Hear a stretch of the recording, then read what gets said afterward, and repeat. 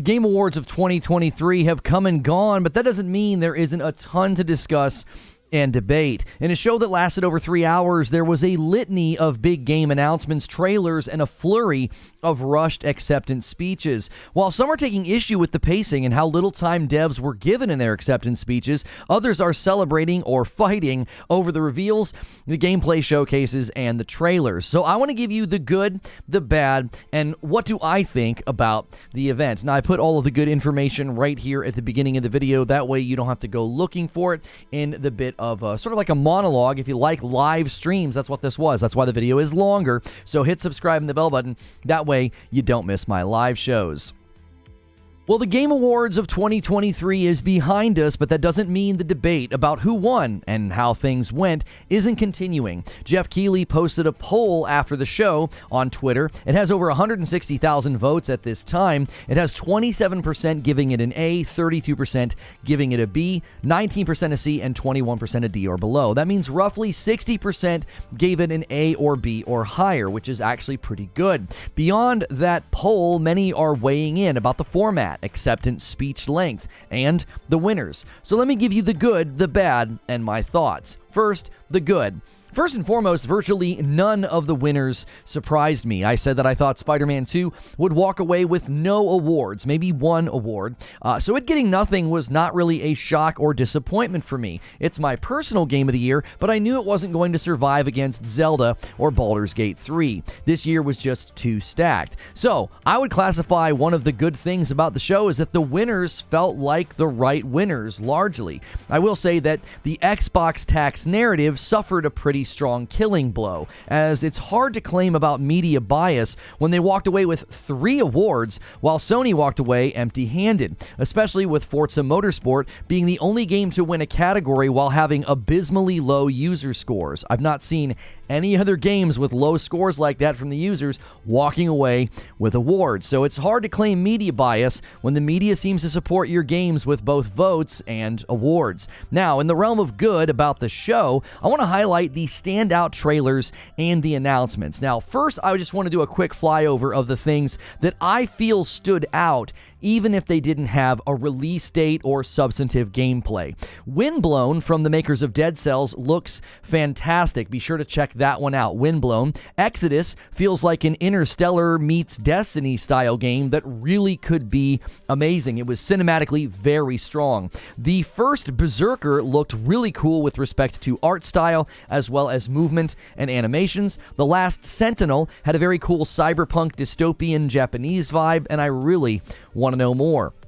Den of Wolves seems like a cool concept, and the art style was actually pretty dope. Exoborn is another extraction shooter on the horizon, but it does, I think, look very interesting. So those are just sort of the trailers and the games that I felt stood out, but we didn't know much or we didn't see much, right? It was just like a cinematic trailer or, no release date, no release window. Now, to the more specific games that I thought really surprised everybody or look very, very promising. First and foremost, God of War Ragnarok Valhalla. Now, this thing kicked off the event. I felt like this was such a nice surprise from Sony. Having it drop just 5 days after the announcement and for free was such a cool way to kick off the show. I also really like this whole let's add a rogue mode thing that Sony is doing. Returnal feels like it is standing strong over there with its daily challenge and the Tower of Sisyphus being a potential influence over this new trend. We're seeing this more and more.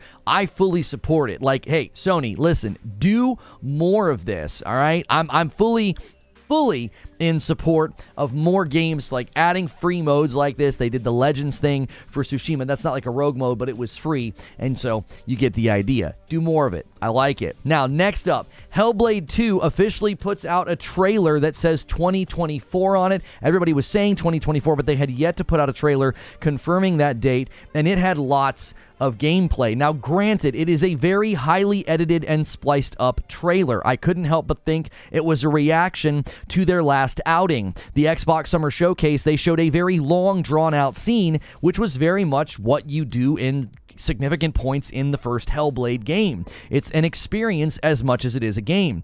I remember enjoying that trailer, but I remember many people saying and griping and complaining that there was not enough gameplay. Well, it was gameplay, just not really what folks wanted to see. So this time they show a bunch of gameplay, different environments, different fights, different moves, and I don't really get where people are coming from. A lot of folks are saying that it looked bad, or they're even claiming that there's graphical degradation from their first outing. Listen, I know I'm biased, but I see nothing but great gameplay here. I see new moves, I see fluidity, I see high levels of graphical fidelity and detail. I see very realistic lighting and light sources even in the midst of the fights. I truly don't know what people are talking about. This game looks fantastic. It looks gritty. The lighting in the combat looks fantastic, all right? And Melina Juergens is just, once again, I think, just bringing the heat with her character. I absolutely love her, and I think she brings something so special to voice acting and performance in a video game. Next up, the thing that I was really excited to see and hear about is No Rest for the Wicked from the makers of Ori and the Blind Forest and Ori and the Will of the Wisps. Really glad to see Moon Studio finally show off this game. It looks great. March 1st is right around the corner. Keep in mind, I think a lot of people thought this studio was Xbox owned. This will be a multi-plat, so you'll be able to get it. Many people are sort of waiting for Ori and the Blind Forest and Ori and the Will of the Wisps to maybe go multi-plat one day, or at least make its way to PlayStation. So I was very, very glad to see them finally get to step out. Another couple of things that I thought were just high points. Rocket Racing just looks really, really fun. Another big win for Fortnite. Along with Lego Fortnite, they seem to be building something bigger than I originally envisioned. I have said for a while that Fortnite could build the biggest and most successful MMORPG with everything they've learned and their mechanics and their engine and the world building, but it seems they want to do something even bigger than that. They want to have a universe of games, and they're just going to keep adding to it from what we can tell. Now, I can't keep showing you trailers. It's really hard for me to pull up all of the trailers in one browser, so I kind of pulled out some of the high points. I got one more I'll show you in just a second. The one that I thought stole the show, but Black Myth Wukong continues to look amazing. We now have a date, August 20th of 2024, so it's exciting to now have a date for Black Myth Wukong. We weren't really sure when that game was going to come out. It seems sort of stuck for a while there, smaller team, and there was concern, but man, does it look good, and it's coming out next year. Tales of Kensera was a touching tribute to a lost father, but also I thought it looked like a great platform, maybe a Metroidvania. Looked very, very cool. Now, I'm going to mention the Blade game here because the most exciting part was the announcement, not just that Arcane Lion would be building it, but that it would be in third person. Arcane Lion nailed first person with both Dishonored games and Deathloop, but I think Blade needs to be in third person. It needs to be action adventure. So I was pleased to hear them say that, and I'm really excited about this one. I'm actually glad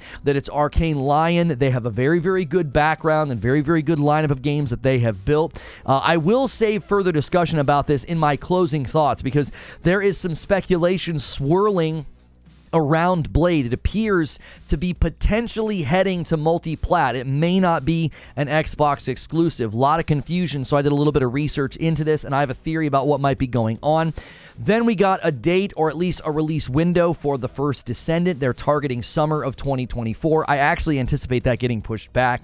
Personally, I see that game landing Q4 next year. Live service games like that, betas, testing periods, etc., I actually anticipate that game getting pushed back. Not because it's bad. I actually really felt like it felt good. Major concerns about that game are generally that the microtransactions might be bad given Nexon's history. Helldivers 2 continues to look like a blast. It lands February the 8th. Space Marine 2 now has a release date, September the 9th of 2024. Still not sure if the game is going to look and run as well as they've shown it. It looks a little bit fully rendered, kind of like when they show you fake gameplay. I don't know about the performance of that game. Looks like they maybe have been a little too ambitious, but we'll see. Asgard Wrath 2 looks like a blast. It's a VR game. I'm going to get it for free on my MetaQuest 3 in just a week. And then the Final Fantasy 16 DLC shadow dropped. That was kind of cool. PlayStation getting some shadow drops, basically. The God of War Ragnarok Valhalla is 5 days away. And then they got to shadow drop the DLC for Final Fantasy 16. And then the announcement for the next one. Now, there's still no word on a performance mode patch for Final Fantasy 16. That's kind of a tough one for me to celebrate. I really want them to revisit that performance mode and tighten it up the same way we saw the Jedi Survivor performance mode fixed and refined, and it made the game playable. Final Fantasy 16 outside of combat is just really, really rough. That's my opinion, and I would love to see that addressed. Last, but certainly not least, the game that I felt just absolutely stole the show. Light, no fire. Hello Games and Sean Murray have always had my support and my confidence and even my defense. For a long time, I have defended Sean Murray and No Man's Sky against what I have considered to be mistreatment and misrepresentation over the years, but over time, I have not really needed to defend them anymore. No Man's Sky is an absolute triumph, and you're not looking at No Man's Sky right now. You're looking at Light No Fire. It's hard to remember the name and not say it backwards, okay? Light No Fire. That's what you're looking at. From the long list of amazing free updates to the incredible PSVR 2 experience that it offers, No Man's Sky has absolutely risen above the ashes and is soaring quite high as a game. Hello Games has proven their mettle, their determination, and their overwhelming and abundant talent. And this game, Light No Fire, looks ambitious and truly open. He said this will be the first true open world. They're building a world. They want the mountains to actually be the size of mountains. Like if you were to climb Everest, or fly over Everest, they're trying to make it true to those sizes, which is absolutely incredible. Now, some think that Sean was taking little digs at Starfield with a remark about, quote, no boundaries. At first, I thought, no, I don't think that was his intention. But then he tweeted a picture of him holding a bag of Starfield Doritos, and he simply said, so hungry. So, yeah, I'm willing to concede he has Starfield in his sights. Many think that No Man's Sky is the superior space exploration game, and on many levels, I think they are correct. I remember defending Starfield against what I thought was unfair comparisons since the game wasn't even out yet. Starfield had yet to release. It turns out maybe I was wrong. I think in the grand scheme of things, No Man's Sky is a superior game for space exploration. It's not a superior RPG. That's not its goal or its aim, but I do think it's a spectacular game, and I cannot wait to play Light No Fire. I want to see more. I think this thing stole the show. I think this trailer will be combed over and picked apart for weeks, okay? In my estimation, this is the next big game from Hello Games and probably one of the next big games that people will be talking about. And in the realm of announcements, like I said, it stole the show. So let's talk about the bad. That's all of the good, okay? And I know my opinion isn't popular, but I'm going to start with this one, okay? Rise of the Ronin, all right? We finally got to see Rise of the Ronin gameplay. I cannot help but feel that the gameplay looks off or something. The graphics are pretty dated, which I can get over in games like Sekiro or even Elden Ring. Art style sort of elevated Elden Ring beyond its less than stellar fidelity, but the animations also look very poor in some instances in the Rise of the Ronin trailer. The horse riding, the running, some of the shooting and range attacks, they look very rigid and stiff, but then there are flourishes and parries that look really, really good. So it is possible this is early footage in need of polish. It could be a stylization issue. Whatever it is, it just didn't jive with me, and it was one of the weaker trailers I felt like at the event. There were really strong trailers and showcases from, the likes of God of War and Hellblade 2 and Light No Fire, and Ronin just felt weak in the lineup last night, right? Now, the other bad thing about the show, and I'm going to be honest, at first I did not agree with this, but the more I thought about it and the more I researched it, the more I agree with this criticism. The acceptance speeches being so rushed. It made the awards and the winners feel like more of a sideshow than the main event, especially when you let Kojima have such a large chunk of time.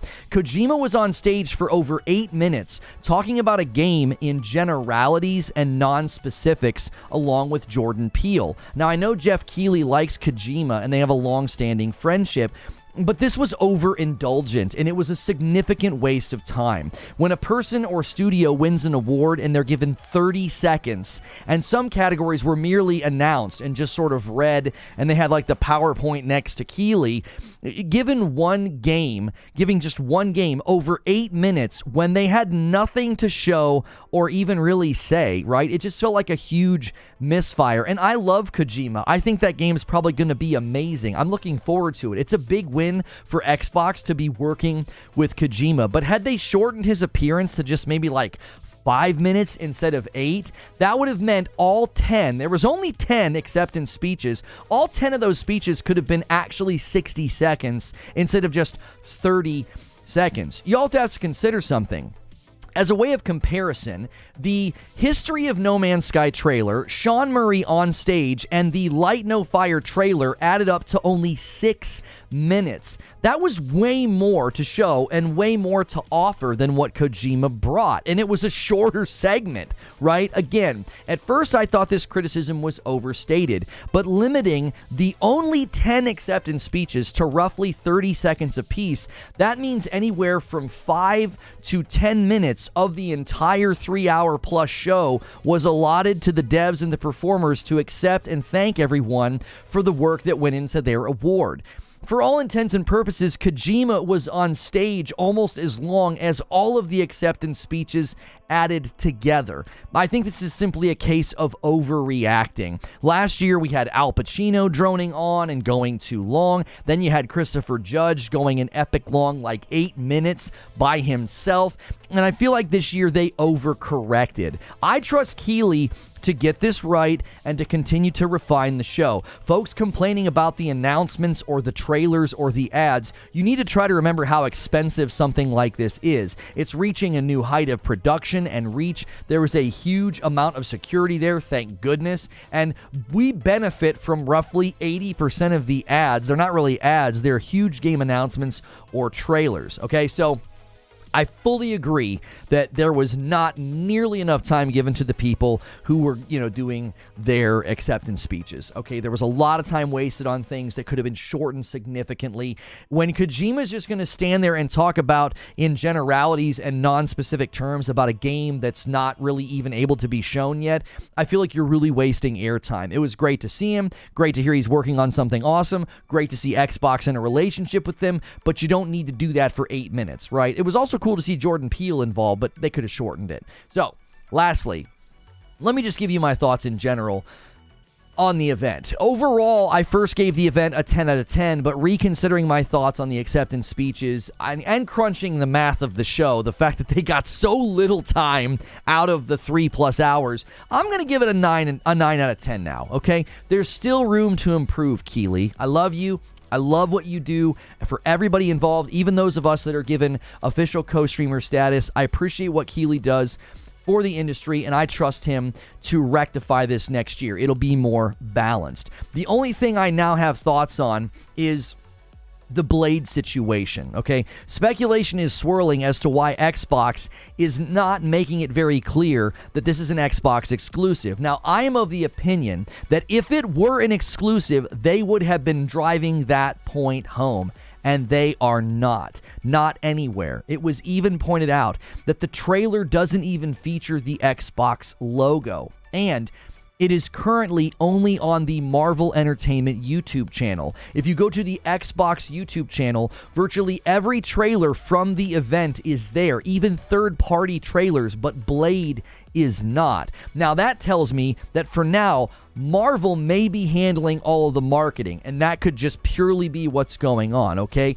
Maybe they just want to control the marketing in the early stages. However, it could also be because the contract is still in process. Maybe they haven't worked out the marketing. Maybe they haven't worked out the promotion, okay? It could also mean that Marvel is considering platform reach. They know the popularity of Spider-Man on PlayStation, and perhaps they want this title to be on PlayStation along with Xbox and PC. Marvel has garnered good support and a groundswell of very loyal people on PlayStation with 3 Spider-Man offerings. This could also be the Xbox's CFO's comments starting to go into effect about, hey, you're going to start to see our first-party games landing on the competitors, okay? Just yesterday, it was noted that As Dusk Falls is headed to PlayStation in March of 2024. That is an Xbox Game Studios game. So it could be a combination of Marvel's intention with their property along with what the Xbox CFO said. That would make his comments very clearly not just about Activision Blizzard titles like so many people were trying to claim. I believe those people were in error. He was clearly talking about everything they own, not just Activision Blizzard, and it seems they're already putting those plans potentially in place. Now, I did see some people saying that it's related to the FTC trial, right? That's kicking back up again, and Xbox doesn't want to talk about exclusives or something. That seems weird, you know? Hellblade was there, and they emphasize the fact that it's an exclusive, okay? I have serious doubts that's a factor. I don't think that FTC case is going anywhere. They're going to lose again. I don't think they stand a chance, especially when the CFO is telling investors, hey, we're going to start putting our stuff everywhere. So while we wait for Xbox to clarify what's happening with Blade, I can say that the Game Awards of 2023 was a fantastic show. Room to improve? On speech allotment, sure. But everything else was right on time. No tech, no sound problems, no dead air, no stupid kid getting on the stage. All in all, Geoff Keighley delivered another ever-improving event that makes gaming look as good as it was this year. And I think that is something worth celebrating. So let me give you my thoughts on my conclusion. Sorry, I had like a tickle through the entire monologue, and I was like, I can't clear my throat. I have to just press on. The Game Awards show last night reminded me of two things. First, 2023 was an amazing year for games. And second, it is such a great time to be a gamer. I was genuinely excited with so much of the show and the announcements. I love being able to get excited for both sides, right? For a while there, I felt like I never had anything to celebrate or cheer about, but I was cheering as loudly and as excitedly for Xbox as I was PlayStation. And that just feels like the world is in balance. Like, I love being able to cheer for both sides. The absence of Nintendo was noted, but I'm sure they have some surprises in store for us from some of the leaks and the rumors that we're hearing. Secondly, it's clear that 2024 is already shaping up to be another great year. While we all wait for GTA 6 in 2025 or other long-awaited titles, we will have plenty to fill our plates with in 2024. Hellblade 2, No Rest for the Wicked, Rise of the Ronin, Black Myth Wukong, Kill the Justice League, Tales of Kinsera, Skull and Bones, First Descendant, Helldivers 2, Space Marine 2, and Final Fantasy 16 DLC. Those are just the ones that I wrote down for myself, okay? There are many other games coming next year, already filling up really, really quickly. Going to be a good one as far as I can tell. Now, my conclusion is this. While there are fights and discussions continuing to break out over the results or what looked good or what didn't look good, I just enjoyed the event and what it showcased. I really did. The Game Awards highlighted two great things: an undeniably great year that is behind us and another potentially very strong year ahead of us. But those are just my thoughts. Now, I want to hear your thoughts. So good morning, good afternoon, and good evening. Welcome into Input Delay, the daily gaming talk show here on Reforge Gaming. I am your host, Lono, and I really do want to hear your thoughts on this. So much to discuss, and I left out Sega. I knew I was going to forget something. Doggone it. An honorable mention right now that should have been included in the good and the standout. I forgot to write that one down on my sheet of paper. Sega, the multi-game announcement from Sega, 5 games at once. Golden Axe. Did you see Golden Axe? That was really exciting. I got to throw that in right now. I left that one out. It's not included in the recorded monologue, but it's included right now. Thank you guys so much for throwing that one in. Yes, I forgot. I can't believe I forgot about Sega. That one really, really got me excited. Let me pop out the chat and bring it over here. 5 super chat from Phrase Cram. I'm still expecting the Switch 2 and the next big 3D Mario game next year. Please, Nintendo, 2024 better than 2023. Let me double check some things here as well. Anything else pull in? Okay, so Phrase is the first person to do some fan funny today. Thank you so much, Phrase Cram. And let's get this up here. Thank you guys so much. And as I get started, Sneaky Wolf does a 10 bomb of gifted members. You guys are like right at 2,200 members. You guys went crazy. And Han shot first, and so did you. Thank you so much. I got to get the hoodie off. It's warmer today. Give me 1 second.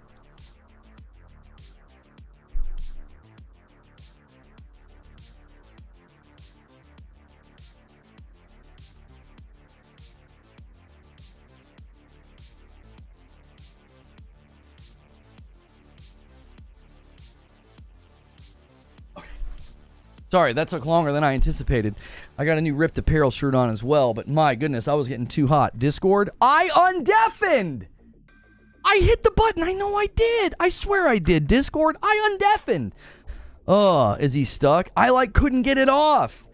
These pull-offs, man, it's like it's tight. It's like it's tight in certain areas, and I couldn't get off. A single gifted from Joker Quinn and a single gifted from Force of Will, taking us to 12 members. Thank you so much. If you guys can get us to 2,500 members, Hilly and I stream next week will be a community game night, and you guys can play with us. It will be fantastic.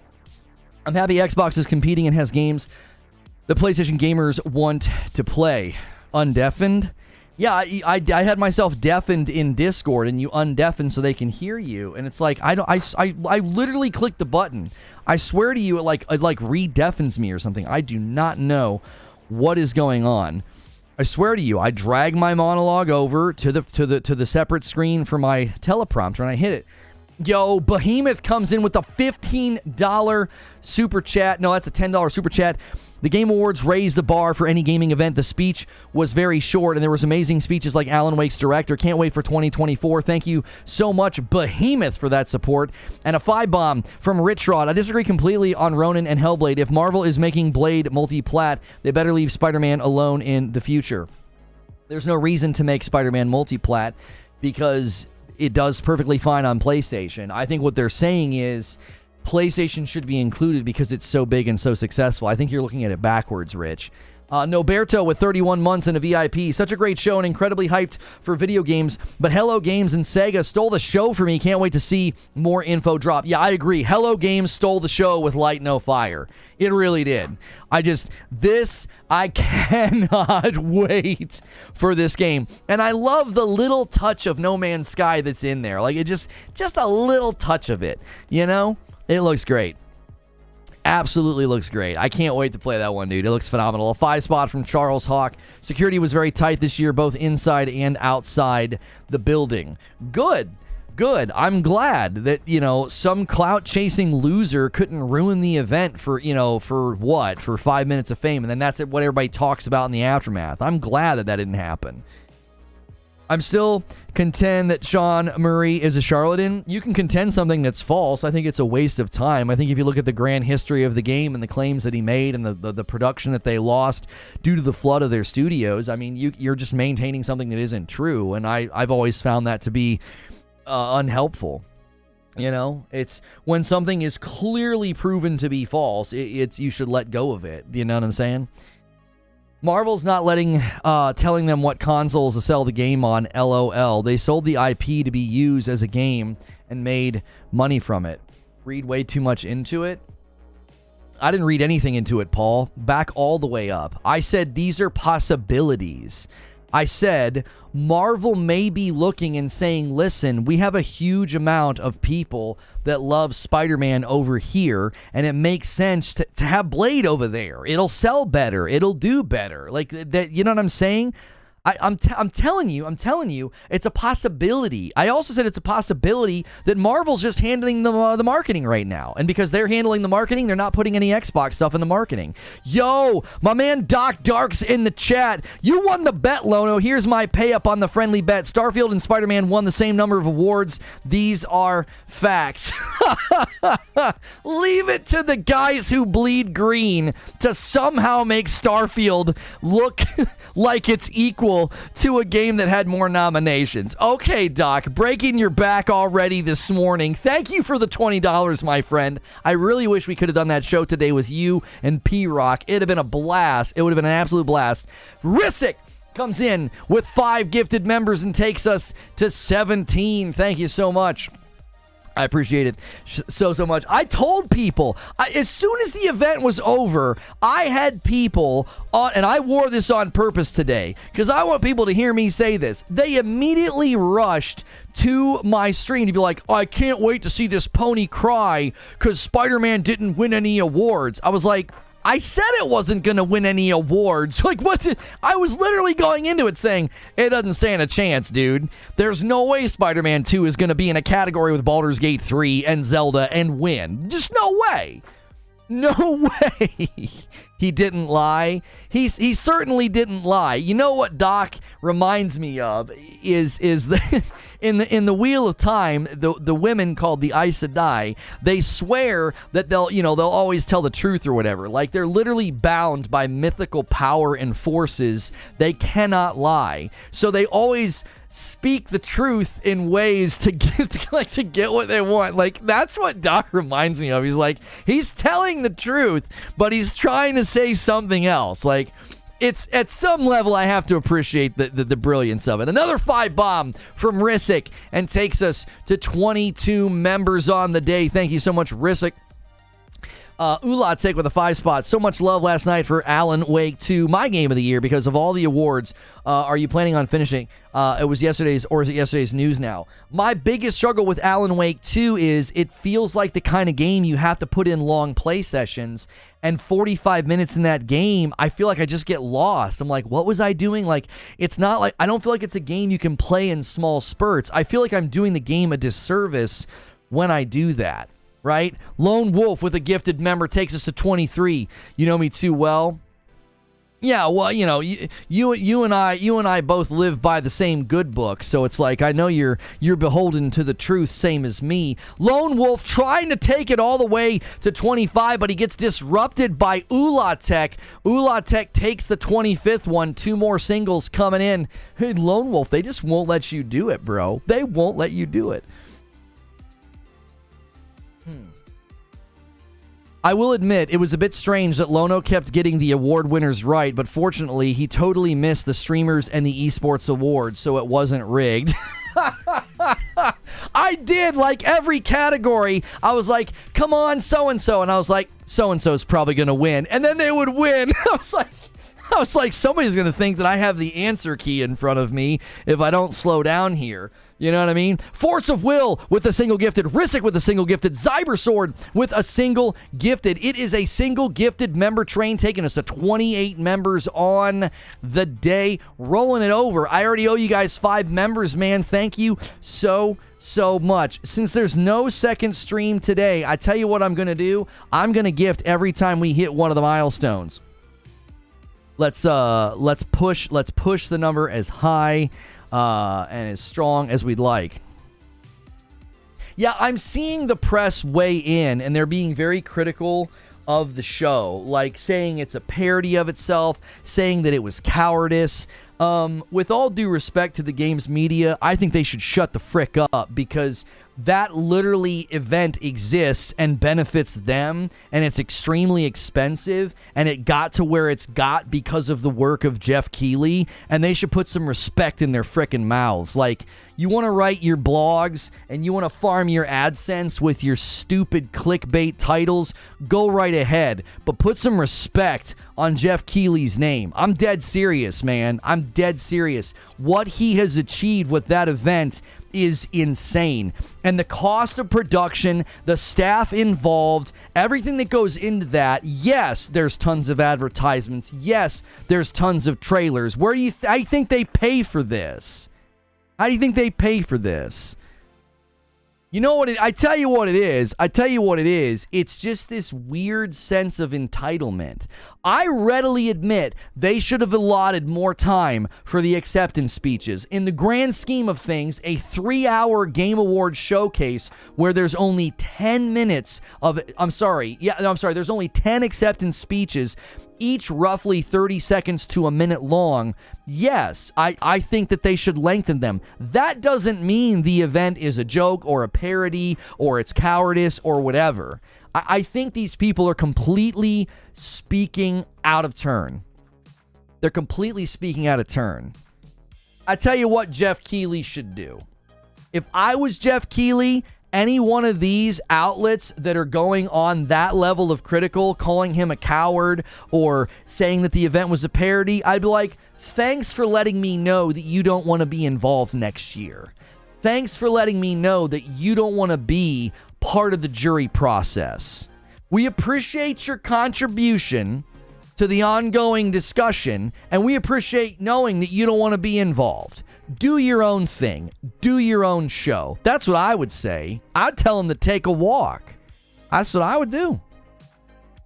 You act like this event, like what you're entitled to this event, you're entitled to the airtime. You're entitled to nothing. You're entitled to nothing. They put on this event. It's extremely expensive. And sure, they overreacted and speeches should have been longer, but you don't need to go to this degree of calling the event a parody or saying it was nothing but cowardice.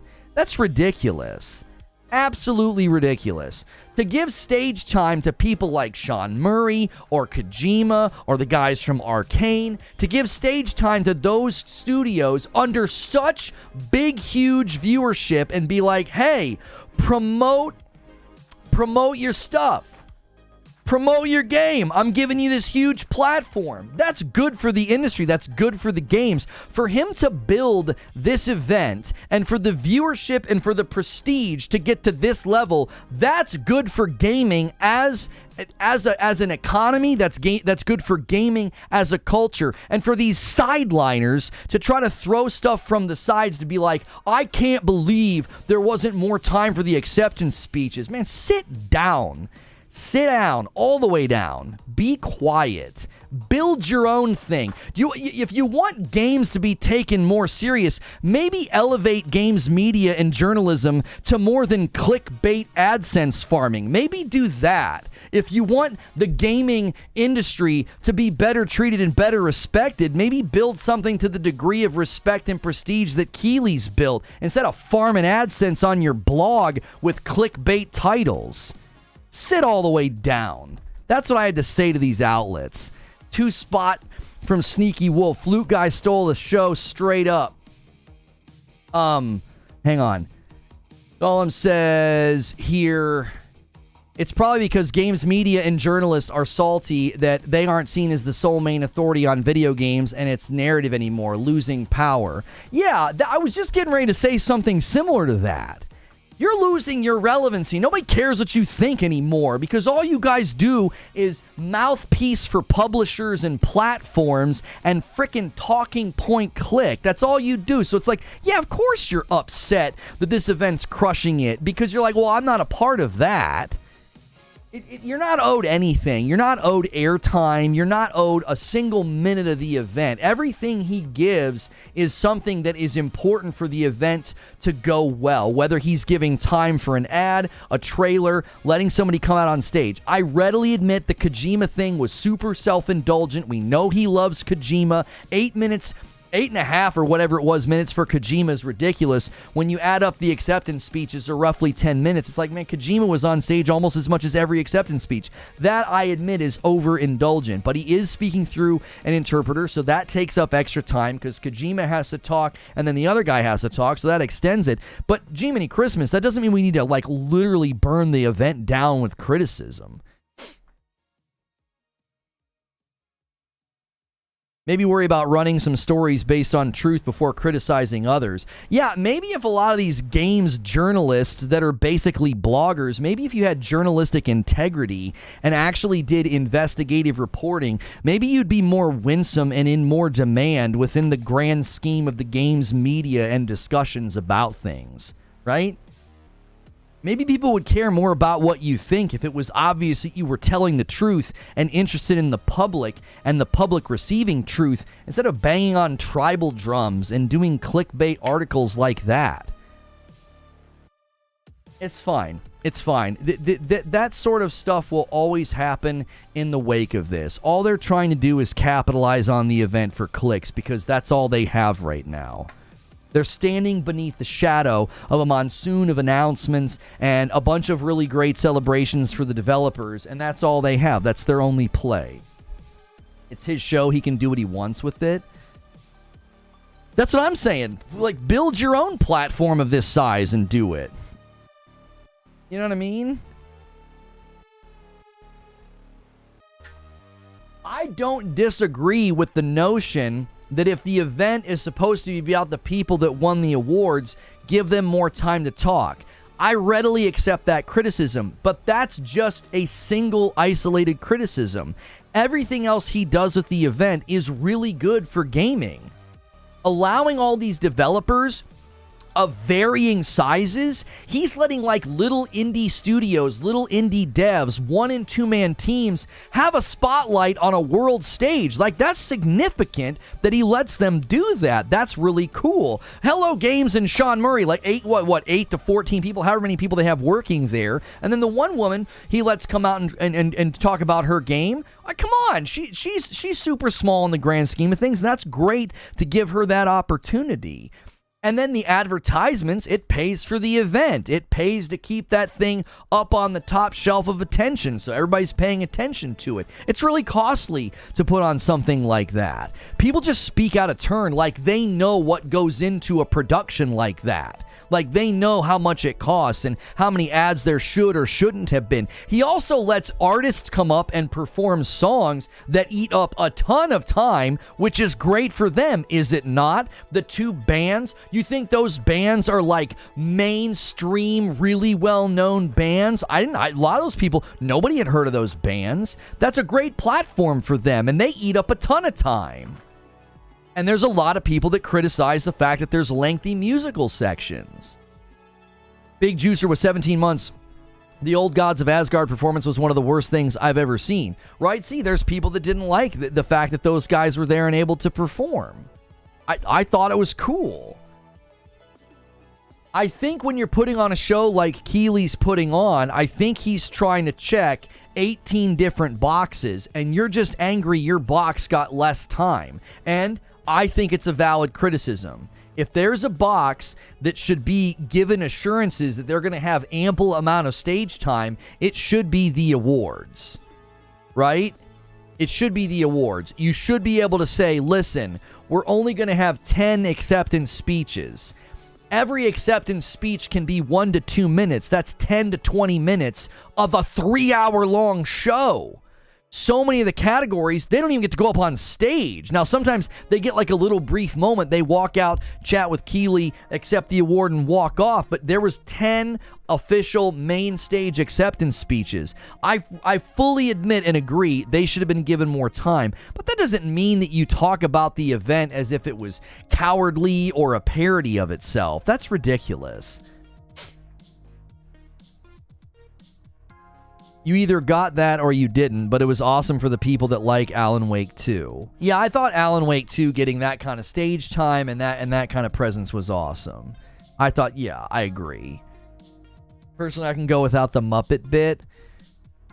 But you understand that the Muppet bit likely came with money, right? Like, I don't think a moment like that happens. That's like something that they wanted to be a part of the event. I would assume. You don't be like, What you think Keighley paid for that? I would imagine it's the other way around. You would approach all these different organizations, say, hey, if you want to be involved in the show, this is what it's going to cost. It's coming out of their marketing budget. Now, Gonzo didn't promote anything. He wasn't promoting anything, so I don't know. I'm not really sure why Geoff would have thought that was a great thing to include. Because I agree, too. That just felt like a waste of time. I was like, I don't get this. The intended audience of these shows, like, are we really getting excited about Gonzo? Like, what's going on? I assumed that was just part of a marketing strategy. Like, are the Muppets getting ready to announce a Christmas movie or something? I don't know. Yeah, maybe just brand awareness, like Omar's saying, just like, hey, the Muppets are still around, the Muppets are still relevant. I'm not really sure. I mean, 8.5 minutes for Kojima was arguably also, that was my bigger criticism. I was like, he didn't even have anything to say. Like, I love Kojima, but walking him out and doing an interview where he literally won't tell you anything. He's just like, it's going to be immersive, and it's going to be a game, but it's also not going to be a game. It's going to be a brand new idea. And then Jordan Peele said the same thing like 5 times. It's like, yeah, we get it. Like, you guys can't say much, but you're trying to make us get excited and interested. I mean, in those instances, man, less is more. They could have been on stage for 4 minutes and achieved the same exact goal. People want it to be way too robotic. I think that the feels was good last night. I agree. I'm speaking just logistically, right? Logistically speaking, I'm just saying you've got to consider if you're putting on a 3.5 hour long show and you have 10 official acceptance speeches, I think it's fair to say that portion of the show can amount to 15 to 20 minutes. It's a 3.5 hour long show. You can let those folks be on stage for a total of 20 minutes. That's not a big ask. It's not. You could even give a little bit of cushion and say, if any of them go over, we've allotted space where they have approximately 30, but we're hoping that they land in the 20. That to me is total fair time allotment. I don't think they were given enough. Now, I don't think you give them an exorbitant amount of the show because, as we've said, it's really, really expensive. You've got to have tons of world premieres because that's money, right? Those companies are allotting marketing spend to say, hey, we want to be a part of your show, and we're willing to pay. Every single one of those trailers was money for the event. You have to remember that. And we benefit from that. Being able to see something get announced like that, that's awesome. You know, I don't know. I think you've got to have those. You have to have those things involved. And then there's the official advertisements and commercials for all the different things. You know, the Google Chromebook, and there were some other things that they were announcing. I always turned it down when those things happened. I was trying to talk to you guys. Give me 20 minutes of Kojima. Should have shown Death Stranding 2 first. Again, I don't mind giving Kojima his time and his due respect, but it's what it comes down to is you can't have the event, you just can't have it be lopsided in certain circumstances, and that's one area where it was lopsided. It was like you didn't need to do that, you know. Now, thankfully, this year, the celebrity involvement was a lot shorter lived. You know, Matthew McConaughey was not on stage for very long, you know, and he's professional. You know, Anthony Mackie, you know, was hamming it up and being goofy. He maybe extended his time on stage by 30 seconds, maybe a minute, but he didn't go long either. I thought he was hilarious. He was really feeding off the energy of the crowd. Watching people accept awards is not entertaining. It's just not. Right, and that's the other thing people need to consider is the audience has to be considered. Is the audience really want to see what happened last year? It's like, man, I love Christopher Judge. I'd love to talk to him and shake his hand and give him a hug, but I don't want to listen to him talk for 8 minutes about his life and everything else. Like, if I want to know that, man, go do a podcast, like, so I can hear you properly interviewed. Like, that was just overindulgent, you know, and he knows that. He jokes about it. Everybody jokes about it. Erotimus says, one of my biggest criticisms of the show was the fact that the best action sports fighting etc didn't get their shine, but best action adventure got time because it was Nintendo. Should be equal. I would be curious, Erotimus, if that's how they've done it historically. Do they break out action adventure and leave action by itself? We'd have to go back and look. I also think you're probably right. You got to let Nintendo get up on the stage. Nintendo didn't even do anything at the event, but I mean, they were nominated in a lot of categories. And he forgot to thank his wife. I just want to hear other games that Chris that he doesn't like. That's right. Gifted member from Joker Quinn. Thank you so much, taking us to 29. Thank you so much, sir. I appreciate that. One away from that layup. I give the show a solid 9 out of 10. Things to improve. Cut another 30 minutes, mostly from some of the side segments. Again, the question would be, you know, is that stuff paying the bills? Is having Gonzo on paying the bills? I don't know. I have a really, really hard time imagining that Keighley said, we got to get Gonzo. Like, that just doesn't sound like something you would say. All right, guys, we're sketching everything out. Let's try to get some guest appearances. We got some money we can spend on guest appearances. And you're like, yeah, we got to have Gonzo. Like, I have a hard time. It's late at night. Dudes are dropping F-bombs. They're not, like, I'm not saying Muppets appeal to kids, but that would be my only thought is maybe you're trying to appeal to a slightly younger demographic. You know, I know we all love the Muppets, but when I'm watching an event like that, I'm like, oh, yeah, dude, I really hope Kermit the Frog shows up, dude. That'd be lit. Like, no one's saying that. Like, no one's like, we really got to make sure that the Muppets are there. Yeah, I don't know. Yeah, I thought the Call of Duty joke was perfect from Christopher Judge, dude. That was right on brand, right? To make a joke, to take a jab, right? Like it's a meme, you know. I made that joke to Doc Dark the one night, and I admitted it. I wasted a good joke. I told him that I thought there were longer cutscenes in Starfield than the campaign in Modern Warfare 3. There's no need to call Jeff names, Gonzo.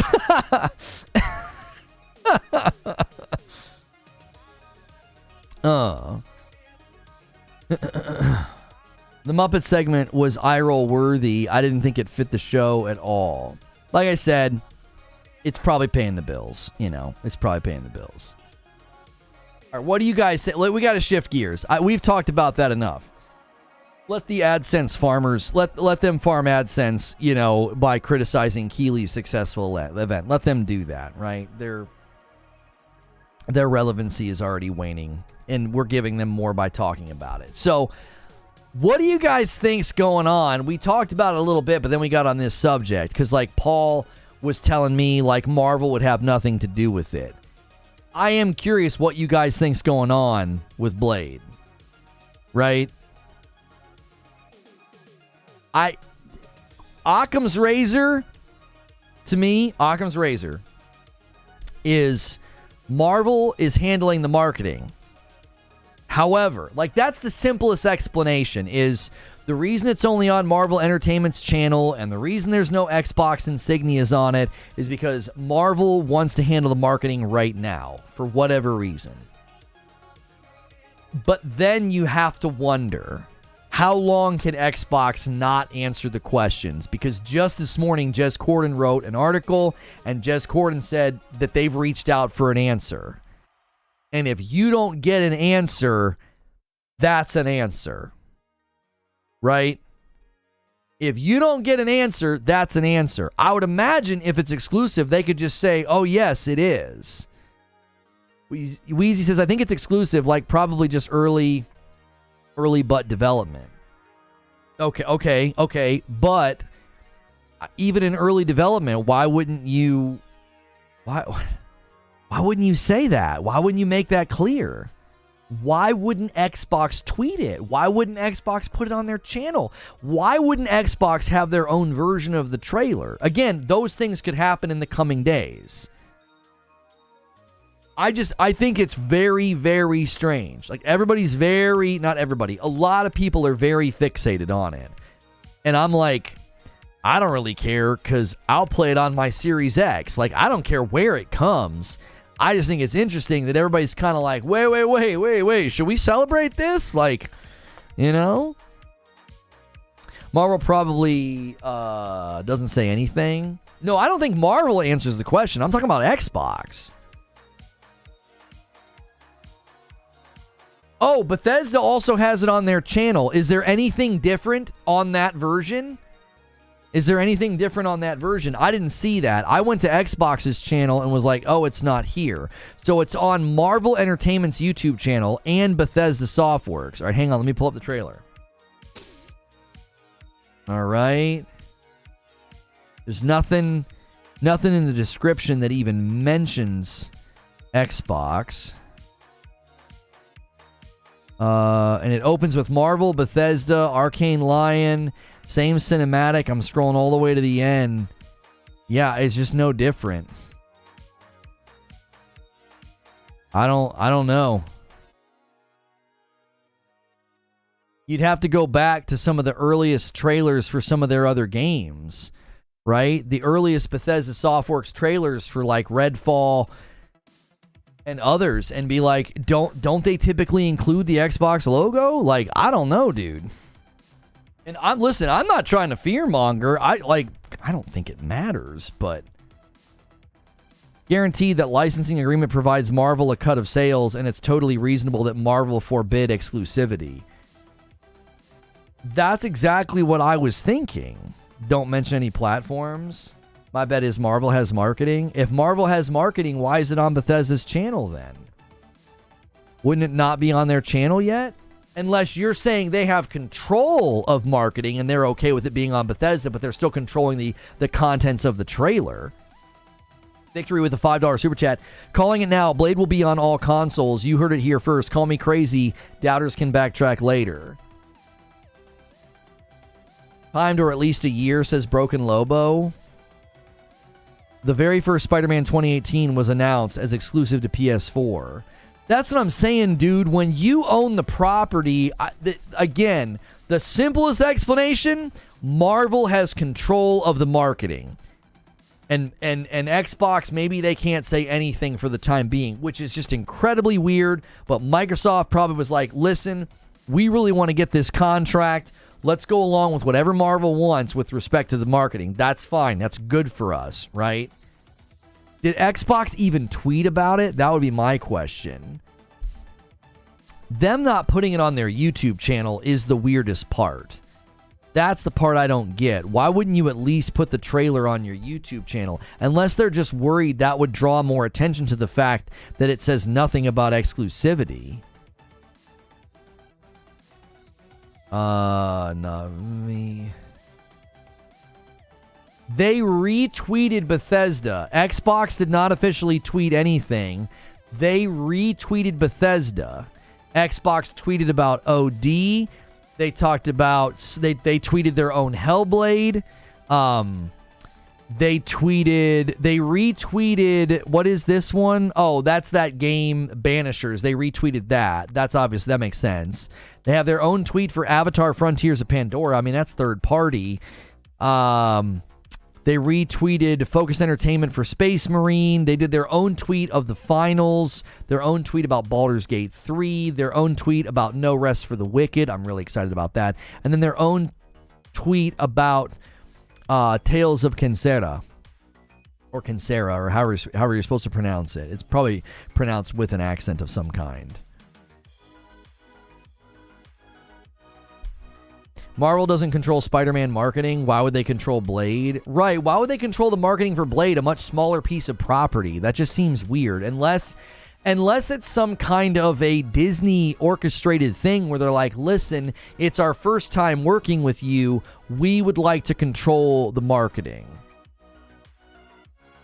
Weezy says, sounds to me like Marvel has full control of marketing. Yeah, I mean, Marvel.com has an article about it.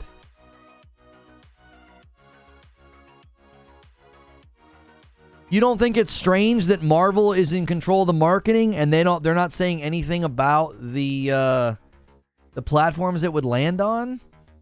Don't press releases typically mention platform? Like, am I crazy? Isn't that common? That's not even a press release. You went to an event and had a trailer.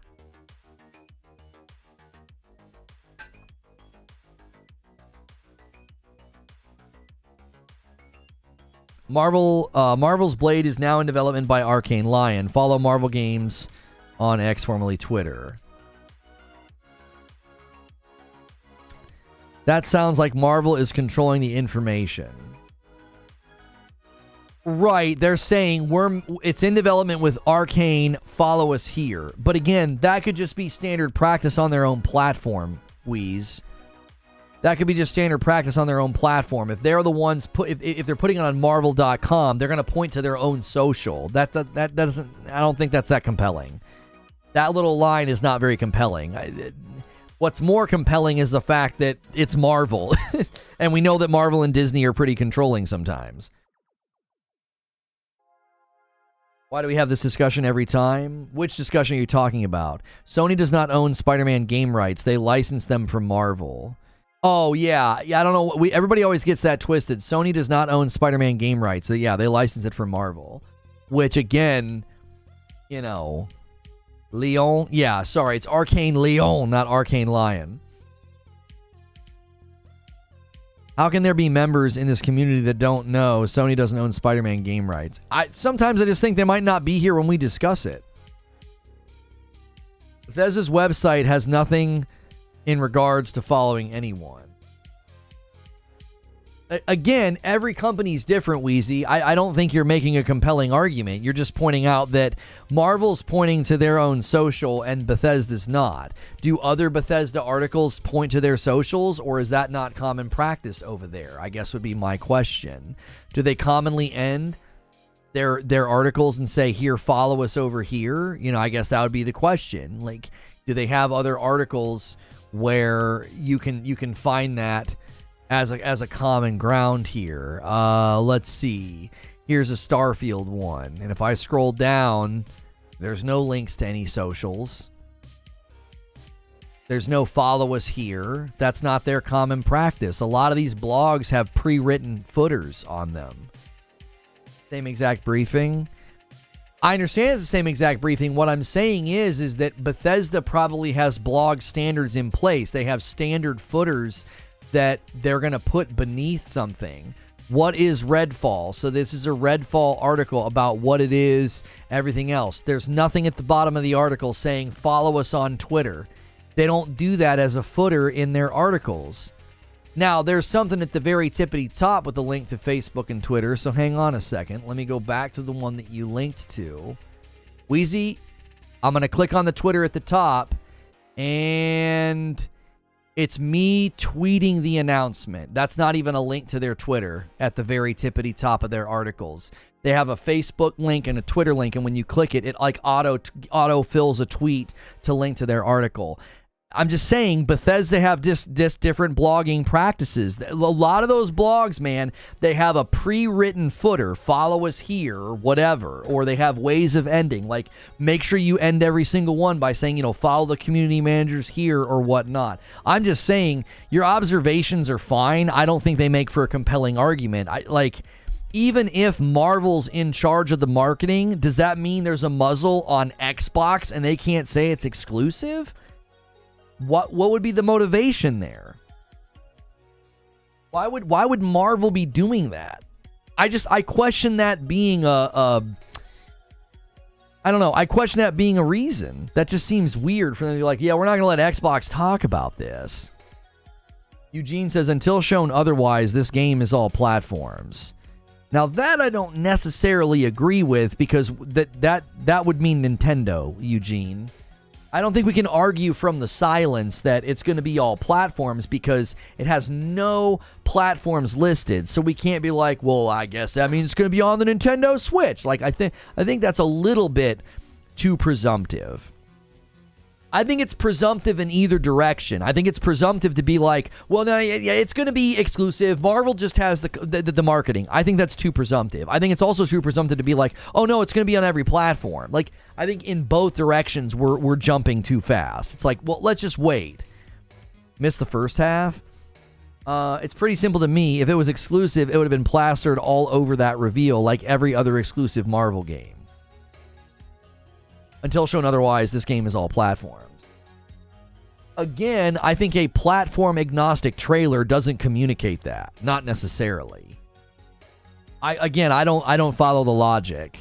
The logic feels really close to a non sequitur. Like, it does not follow. I haven't said non sequitur in a while. Let me have one. I'm talking to a lawyer. It feels really close to an it does not follow.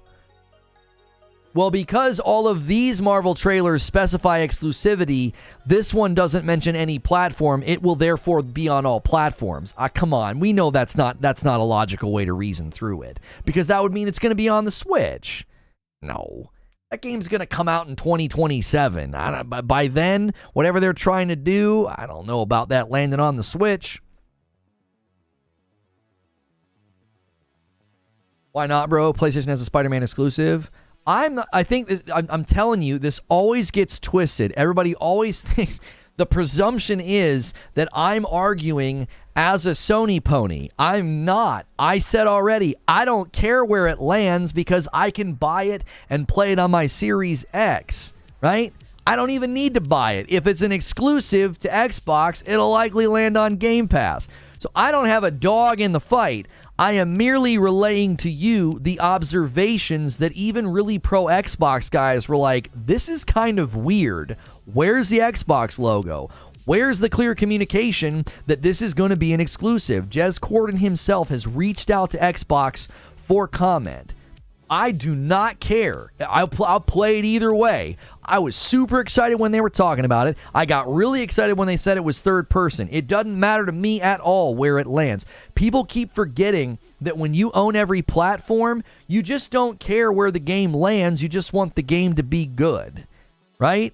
If you operate as a single platform user and you get really angry when PlayStation gets a title, you can't project that internal dialogue onto other people who own every platform, because I'm not you. I don't have your restriction. You're restricted to one platform. I am not. That would be like a game getting announced for the Nintendo Switch 2 and being like, oh, you're just mad because you don't have a Nintendo Switch 2. And I'm like, I'm holding it. I'd be like, what are you talking about? I'm going to buy it and play it. When you own every platform, these are not a concern. Quality is the concern. I'm concerned about Hellblade's quality. I'm concerned about Avowed and Fable's quality. If Blade is exclusive, I'm concerned about its quality. Like, I want it to be good. That's all that concerns me. That's all that matters to me. Same with Rise of the Ronin. I looked at Rise of the Ronin and I thought, I don't think that looks very good. No, Doc was not able to get time off from work. Why do people get so hung up on whether a game is exclusive? Well, I'll tell you why, Shenanigans. I'll tell you why. Because acquisitions were seen as a way to win. Win what? Well, nobody really knows.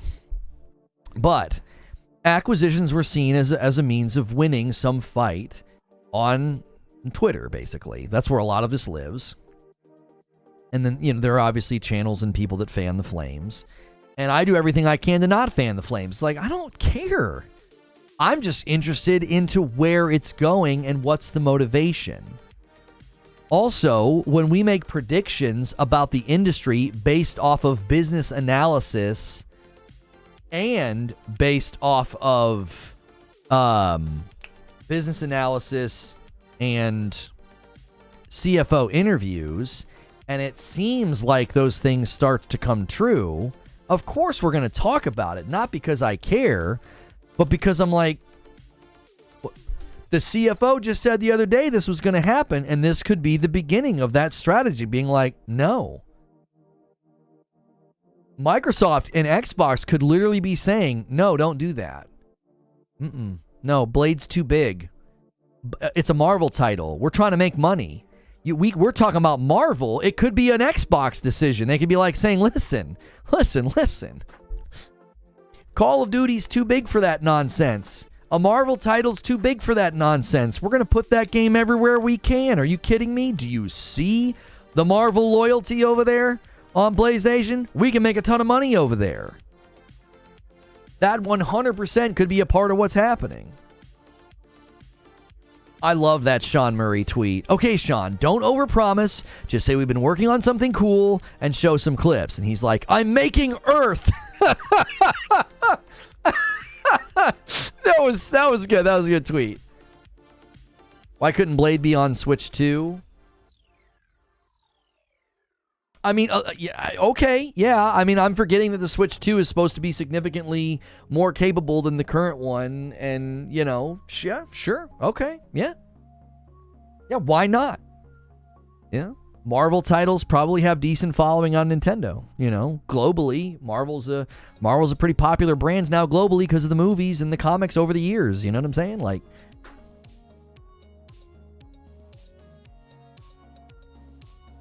last time I checked, y'all don't like Bethesda because of Redfall. Now you want Blade? It seems like you're speaking in sweeping generalities. I don't know who you mean by y'all. Last I checked, y'all don't like Bethesda because of Redfall. I don't know who you're speaking of. You're trying to make a sweeping, grouping. I don't know who that is. I also don't know who you think has decided they don't like Bethesda because of Redfall. Seems illogical to dislike a long-standing and respected developer because of one bad game launch that I saw somebody on Twitter say, they were talking about me, so it wasn't true, obviously. They said that, well, he blamed Microsoft for Redfall, and I was like, no. I actually said as many times, I lost count how many times I've said, Redfall has nothing to do with Xbox and Microsoft. If you actually read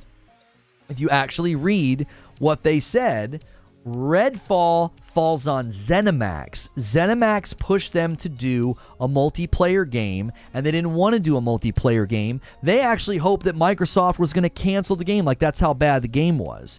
So any thinking person that reads that, like, summary of Redfall, I don't think they're going to conclude, I don't like Bethesda anymore. So I don't know who you're talking about. Like, if there are mindless people coming to mindless conclusions that are like, well, I hate Bethesda now because of Redfall. Like, what?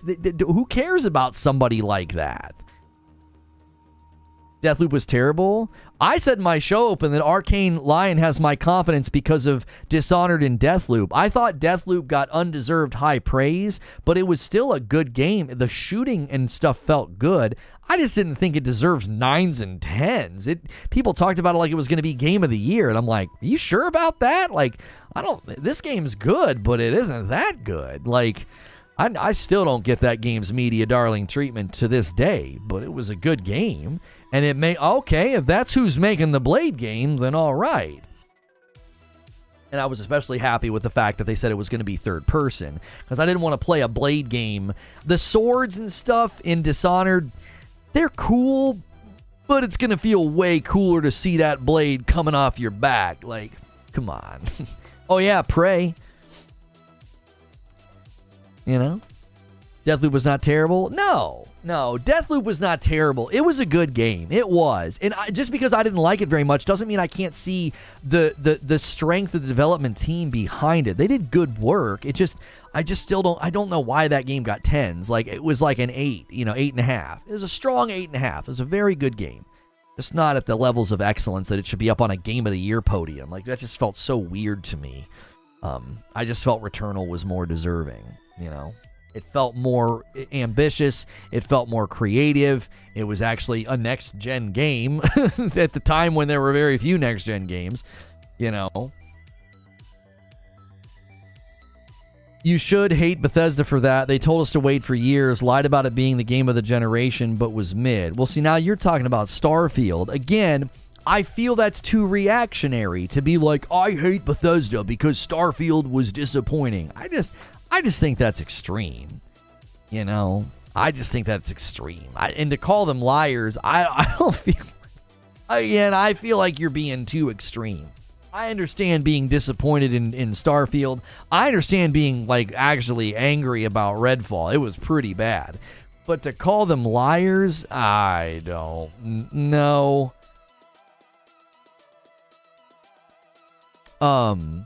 Several current and former Call of Duty developers have called out Christopher Judge for his comments at the Game Awards, saying Modern Warfare 3 probably destroys all God of War games combined in sales and player metrics. Hey, man, a hit dog barks, Your game sucked, so sorry.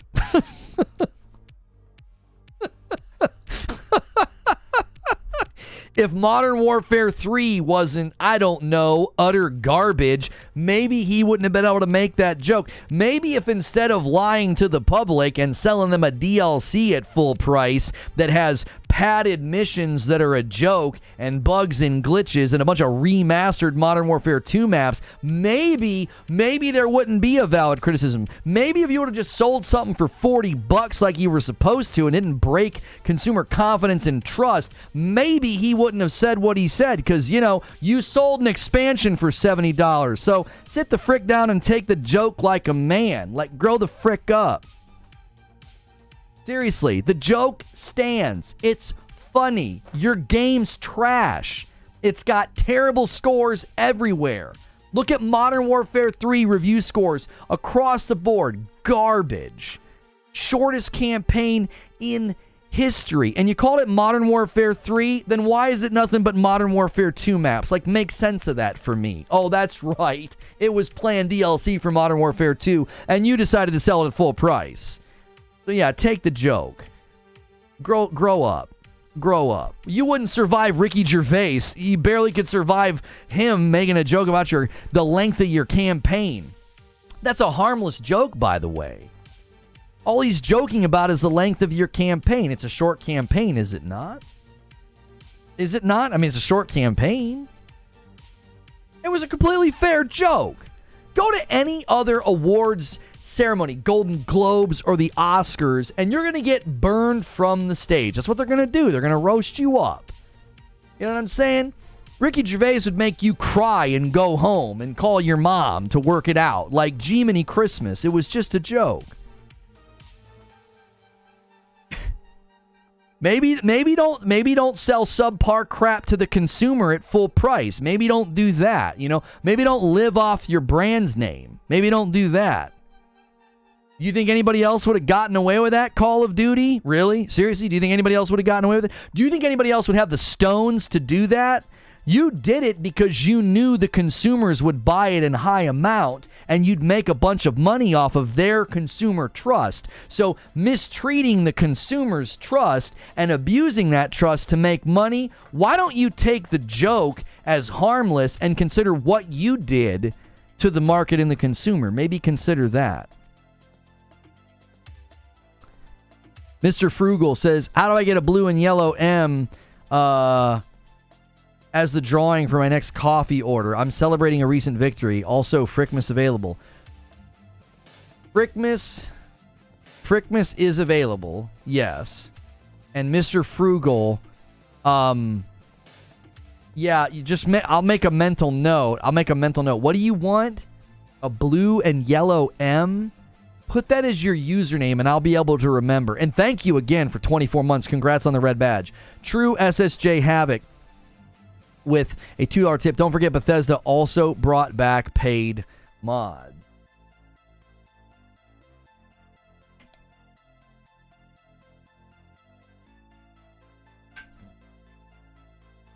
People actually thought...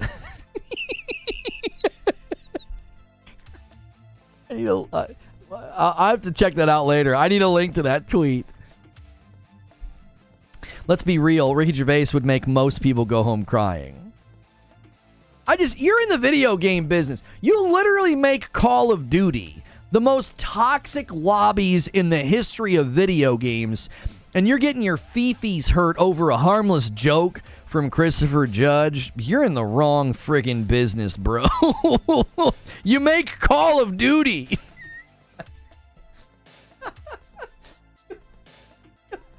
Like, I could hear something 10 times more offensive in one Call of Duty lobby. It'd take me like 60 seconds. I'm like, oh my gosh. Christopher Judge made fun of the fact that your campaign was short. Get over it. You're soft like bread, dude. Soft like bread. All right. Let's shift gears. That's enough about Blade. We'll figure out Blade. We'll figure out what's going on. You know what I hope? I hope it's exclusive. Because I don't want to hear it. I don't want to hear I don't want to hear the logical backflips. I don't want to hear the anger. I don't want to hear any of it, dude. Make it an exclusive for my sake. For all of our sake, just make it exclusive. Please. I'm begging you, make it exclusive so I don't have to listen to any of the nonsense that typically follows. I don't want to have that be part of the conversation. Yeah, Black Myth Wukong. Yeah, dude, we got a date. We got a release date, man. That's exciting. August 20th. Tattoos with 27 months and a VIP. Surprised about the Monhunt announcement considering how far out it was. Yeah, that was one of the 2025s, wasn't it? Yeah. That was one of the 2025 announcements. For sure.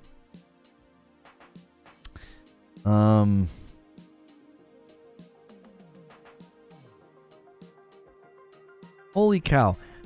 I don't understand, man. Homie is bragging about how many people he's followed by. You're followed by...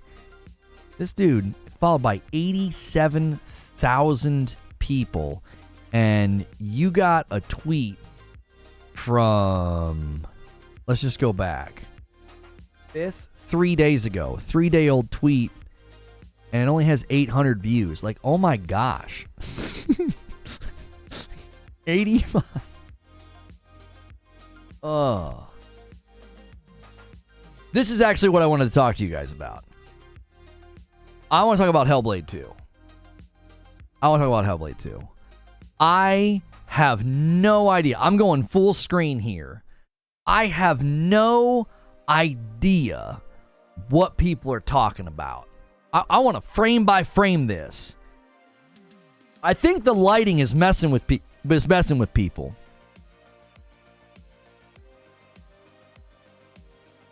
Your choice is bots gloating or bots melting. Melting is much more entertaining.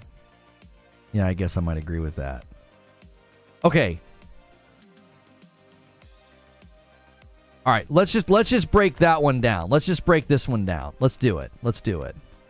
Okay, I want to see this first swing. All right, I'm going to slow it down. I need my player controls. Because I think what's happening is there's this cinematic halting that they're doing, and I think it's throwing people off. Yeah, do you see? They're doing some kind of a weird... So she hits, and then it skips, and I don't know why it's doing that. I think it's some sort of a cinematic thing. I don't think it's a sign that there's a problem. That does look weird. So everything leading up to this is fluid. You see? Her swing, her back, she goes back, her hair is fluid, the enemy's fluid, right? And then she makes contact, and then there's this weird, it like holds. See? All of a sudden, 1, 2, 3. 3 frames of a hold, and then boom, it goes through. I don't think that that's bad animation or bad combat. I think they're doing something cinematic. It's a 3-frame hold. It does it again there too. Swing. Yeah, it's pausing on every hit. Okay, hang on. I forgot I've slowed it down. Let me put it back on normal play speed. I'm like, what the heck is going on? Yeah, see, right there at the end. Watch this part right here. There's no more pausing. She swings right through. Let's watch this one. Let's watch this one frame by frame. Swing, swing, swing, swing. She swings right through. No stopping. No stopping. There must be some kind of a cinematic effect that they're doing, like something where it's stopping. It's a hit stop. Right, is it like, I tell you what I think it is. Is she filling the mirror on her on her side? Is that what they're trying to accentuate? Yeah, that's what they're doing. I think it's a mechanic. So the thing on her hip is for focus. And it looks like maybe not. It looks full before she starts. Yeah, I think her focus is already full. I don't know. I thought maybe it was like they're giving you visual feedback so you know when you're feeding your focus. Because I think in the first one, sometimes it was hard to know, you know, when your focus was filling.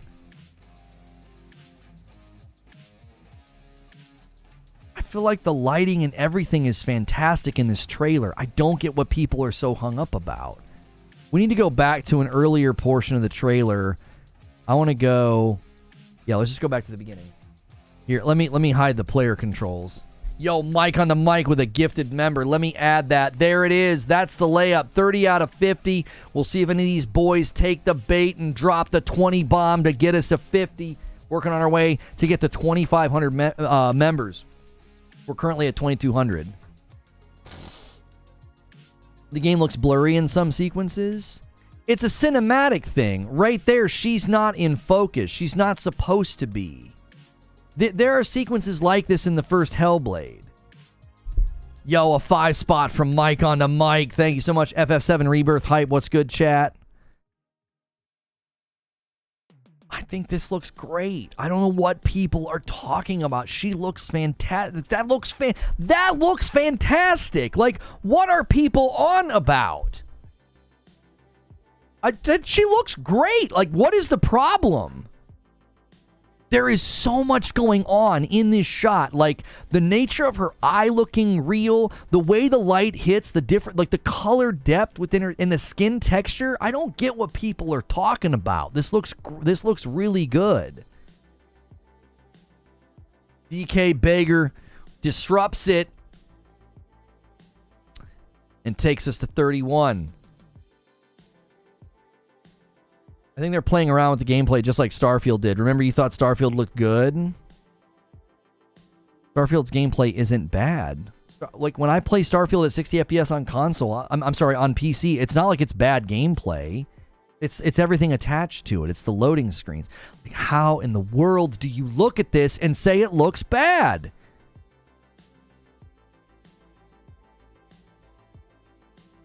This sequence here, how are you going to sit here and tell me some guy's like, oh, there's nothing, it's just same exact combat?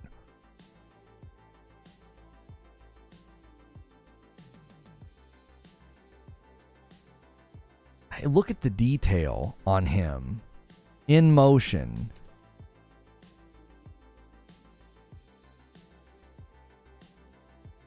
I mean, they're doing some stuff with the camera that might be feeding the narrative that it's like, that it's clunky, because the camera is moving a lot. Like, again, it's a cinematic effect, though. I don't think it's meant to feel like just generic camera from behind raw gameplay. Like that right there. This, see, they did it again. They're doing some kind of a pause on hits.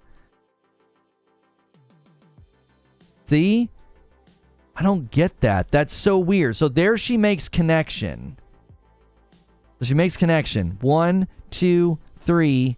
Yeah, there's like 3 frames of a pause. It's just like the other one. I don't know why they're doing that. I think that's what people are seeing. Her movement and his movement is fluid. Fluid. As soon as she makes contact, everything stops for 3 frames, and now everything's back in normal motion. Look at how they're moving. That's fluid. And then I think she goes up here, doesn't she? And again, it's just stopping. Well, no, she's like stuck on him and then she goes up, doesn't she? It honestly feels like they're adding like a weight to some of the connection. That's fluid right there.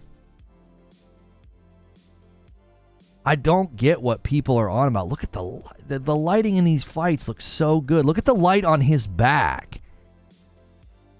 All like something flashing in the distance. Ew, gross. All of this is fluid. All of this is fluid and kaboom. Oh, that's sweet. I'm telling you, I don't know. I have no idea what it is they're doing. They're doing something cinematic. Hang on, let me bump to 31 from DK Baker. He's ensuring that a 20 bomb is an agent of chaos. Thank you for that, DK Baker. Chase Irons with 8 months. Was there music playing with this? Maybe it's accentuating the music with the hit stop. Yeah, let's see. Hang on. Let me turn my music off.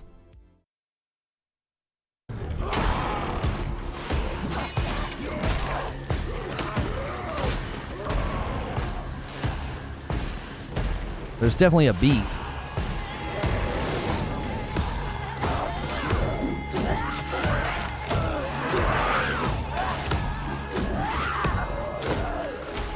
Let me go back to the first fight where it was the stop. The stop was more obvious.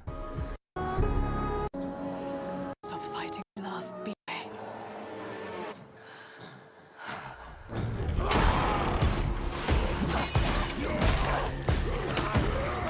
No, it was later. I'm sorry. It was here.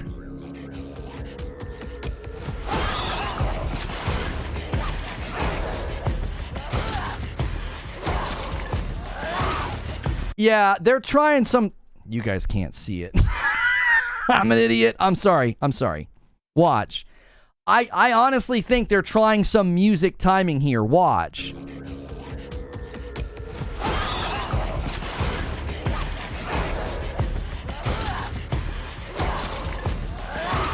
Do you see? They're trying some music timing thing, and they didn't line it up very well. Yo, a 20 bomb from Risick all the way off the top ropes. He takes us to 51. He's the agent of chaos, and a massive member bomb to take us all the way there. You're the man, Risick. Listen. I'm telling you, that's exactly what it is.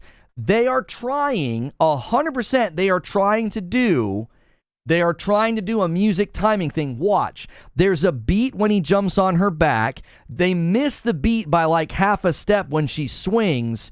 And then there's a beat when she stabs him in the head and a beat when she swings at the end. They didn't time it right. That's what those pauses are for. Watch. Beat 1, beat 2, beat 3, beat 4, beat 5. See? That's what I think it is. I'm gonna mute. I'm gonna mute it. So if we watch it again, that's my attempt. That's my attempt at a diagnosis. It seems to me that they tried to do this like music timing thing, and it's off. It doesn't line up. So it's like, why is it looking? It's like little freezes. Like, why is it doing that on the hits? I think they were going for something cinematic. That's what it looks like to me. Yo, a 5 bomb comes in from Zinthos, and a single comes in from Mach Y Ninja, taking us to 57, making the member goal a palindrome. I appreciate that. And Zinthos has 27 months and a VIP. Kevin George says, yeah, that looks rhythmic. Lono, are there timing-based combos in the game?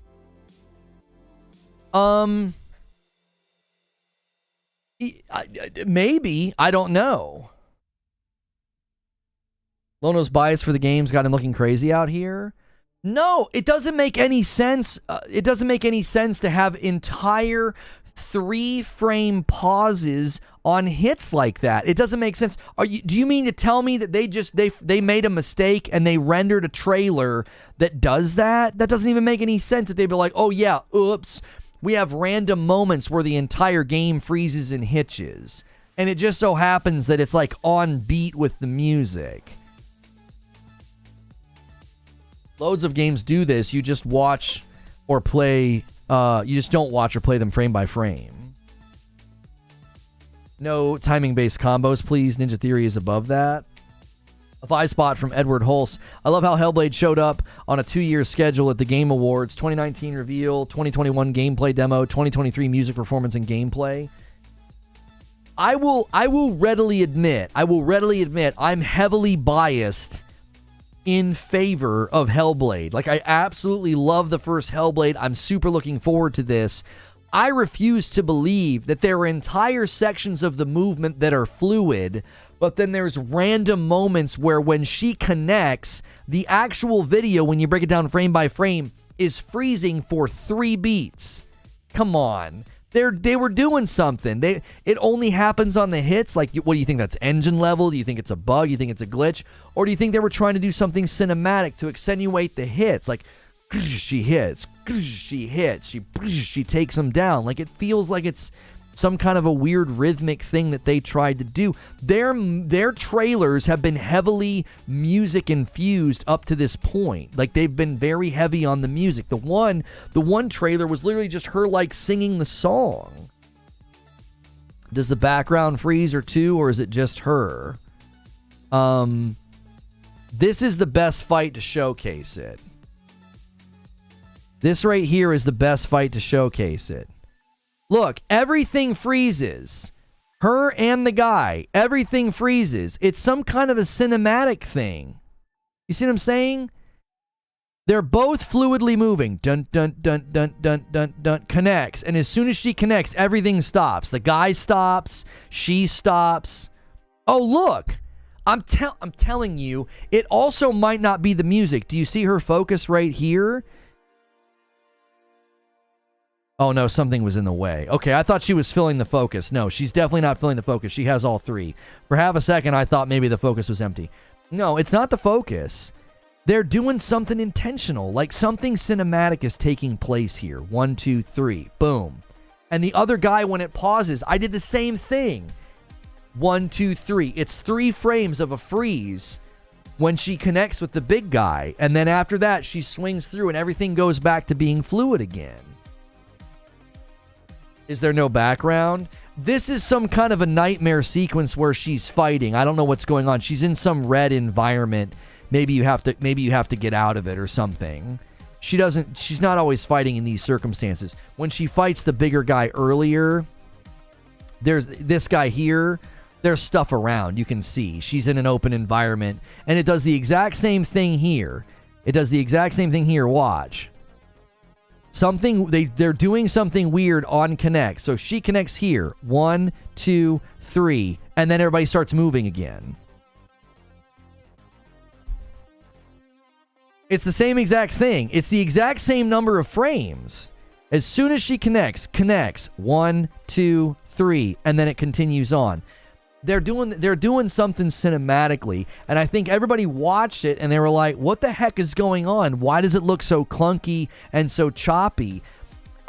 They over stylized. Like they went for a trailer that's like flashy lights and flashy clips and flashy hits, and it's like, and it just didn't translate. Everything else is fluid. Her movement when she dodges the flame. There's so many aspects of this trailer where she and everybody else, like even that swing at the end, even that hit there, it's all fluid. There's so many aspects of the trailer that are perfectly fluid and high detailed. That blood doesn't stop moving? Yes, it does. On the red guy, it does. There's literally streaks that just hold there in the air. Oh, I'm too early in the trailer.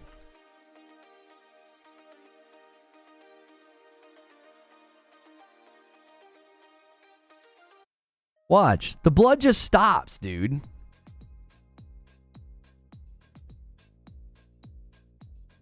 One, 2, 3. Like the streaks are just hanging there in the air. They are moving. I can't tell if they're moving or if the camera... No, the camera looks like it's moving. The light's just hitting it differently. Those streaks don't look like they're moving at all. Her and the guy just stop dead. Those streaks are just hanging there.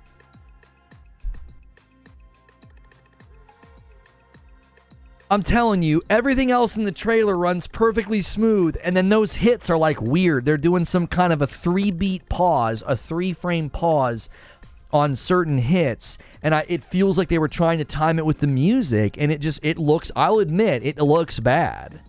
It does. Like, it looks choppy. It's like, what the heck's going on? I think the trailer looks fantastic. I think the detail of the models looks amazing. The detail of the environments looks amazing. The lighting looks amazing. Her movement looks amazing. If she's climbing over something or past something or looking around, she looks fantastic. They're just doing some kind of a weird hit pause thing. And again, I think they overreacted. I think when they did their thing at the showcase with Xbox in the summer, everybody got angry and said that they didn't show gameplay. And I'm like, clearly you're unfamiliar with Hellblade if you think what they showed at the summer wasn't gameplay. It was gameplay. It 100% was gameplay. And the response, I think, this time around was like, okay, I've got an idea, let's show tons of gameplay. And so they hyper splice it up, and that's kind of low. That's not low viewership, Fuzzy. If you go to the Xbox channel, their Baldur's Gate trailer only has 48,000 views. The Finals trailer, 16. Space Marine 2 release date, 14,000. All the other trailers are not anywhere near where Hellblade is. Hellblade is one of their strongest viewed videos of all the videos they've uploaded recently. Their most viewed video behind Hellblade 2 is like Metaphor at 46,000 views. 141,000 views is really strong for all of the videos. I'm scrolling through right now on Xbox's channel. I'll show you. You always have to look at the trailers in context of where they land. Like if you see an IGN trailer not pulling well, well, go look at all the videos they upload. Look at all these videos with only 2,000 to 5,000 views, right? Baldur's Gate's 58,000, 20,000 for Justice League. Avatar only has 6,000, right? The OD game from Kojima has 56,000. Hellblade has 141,000 views. That's a strong video for that channel's reach and pull and what it pulls on average. For goodness sakes, the Fortnite trailers have less, 24,000, 29,000. Like, let's go until we find a trailer that's even close to the Hellblade trailer in viewership. We're still going. 57,000 on Fallout. Stalker 2, 86,000. That's a highly anticipated game from this platform, and it has less views than Hellblade 2. Hellblade 2 is pulling very well on this channel. It is. We have yet to find a trailer, and we're going back 2 weeks now. 2-week-old trailers don't have more views yet, right? You got Harley Quinn's face, and that's not pulling. That's not pulling stronger. We're still going. We're still going. I'm telling you, man. 89,000 for the Invincible. That's the closest we've found. Yep. I always do this with PlayStation and IGN. I start scrolling and I'm like, okay, here we go. Here's the closest trailer we found. A month-old Alan Wake 2 trailer has 109,000. Oh, no. Here's a banger. The Finals, 158,000. Little unfair. It's only 2 minutes. It's shorter. 718,000 for Metal Gear Solid a month ago. There we go. We finally found a video. And Manor Lords has 167. Slightly unfair advantage, right? These videos have been up for an entire month. Yeah, Ark has 343,000. So these ones rival it, but this is a month ago. Wasn't this during the showcase? No. No, not a month ago. Never mind. What was going on a month ago that there was this many big announcements? What was going on a month ago? What was going on early November? Was there an event or something? I can't remember. My point is as far as trailers perform on the Xbox channel, the Hellblade trailer is doing very well. It is. It's doing very well. I know I am biased. I know I love Hellblade, but I'm here to tell you, I don't have concerns about that game after looking at that trailer up close. I don't. I think it looks fantastic.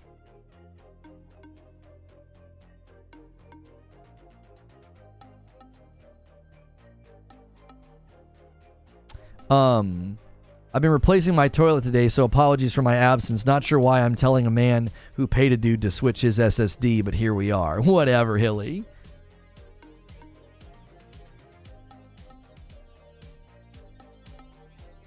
Hellblade was way more about the story and the puzzles and the experience. The fighting was secondary, but still fun. Xbox third-party show? They didn't do a show in November, did they?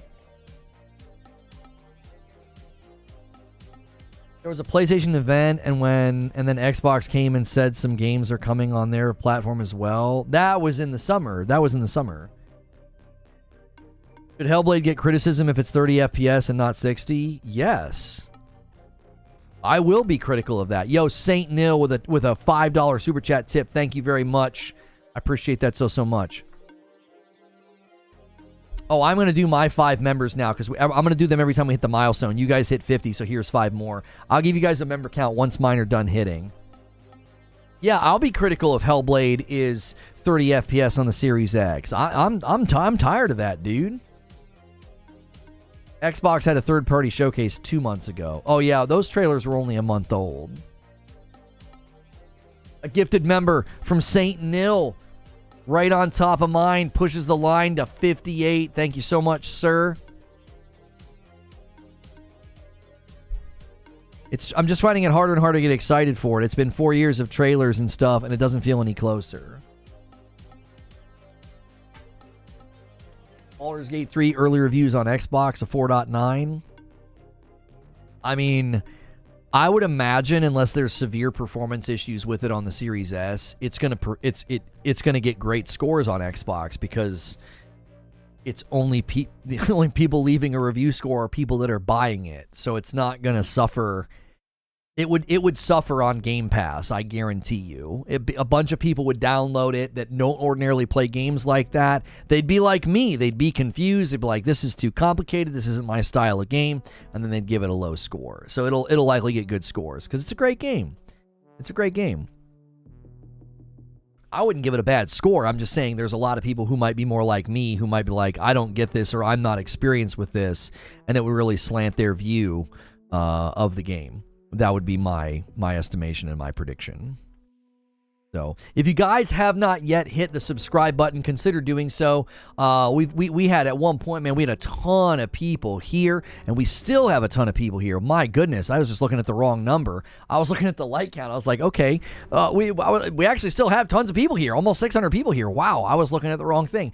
Make sure and smash that like button, man. That really helps us out. Let's shoot for 400 likes on the video, and let me give you guys a member count as well. We're going for 2,500 members because next week, Hilly returns to the show on Friday night, and we will play Lego Fortnite with you guys. It'll be hysterical, and we are at 2250. You guys are officially 250 members away from that milestone. We're shooting for 2,500, and you guys did it. In just a matter of days, we are back up, and not just up at 2,000, but we are at 2250. They don't even give us a season, just the year. Screams lack of confidence. It's coming next year, says Eugene. Yeah, there will be a Madam stream tonight. I'm open to suggestions on what you guys would like to see us play, because a bunch of stuff, has been coming out that might be perfect for it. And a 5-bomb from Bengals fan. Thank you so much, man. I love seeing so many different names gifting members. Thank you so much. Taking us to 63 members on the day. Yeah, next week, it'll be me and Hilly. It'll be the return of Hilly Hijinks, and we'll make that a community game night. If you guys can get back to 3,000 members on the 22nd of this month, we will do a night of Frickmas where I have to sing Christmas carols. So, you guys have plenty of time to do that. You've made some good headway. We could easily hit that before the 22nd. Hellblade's not really massive open world or units on screen. Would be surprised if it was not 60 FPS. That's what I'm saying, Paul. Like, usually the areas in Hellblade are fairly contained. It's reminiscent of how contained the earlier areas it's fairly reminiscent of how some of the areas in God of War feel. More hallway oriented, more arena oriented, and it never really opens up. And I'm fine with that. I don't think it needs to.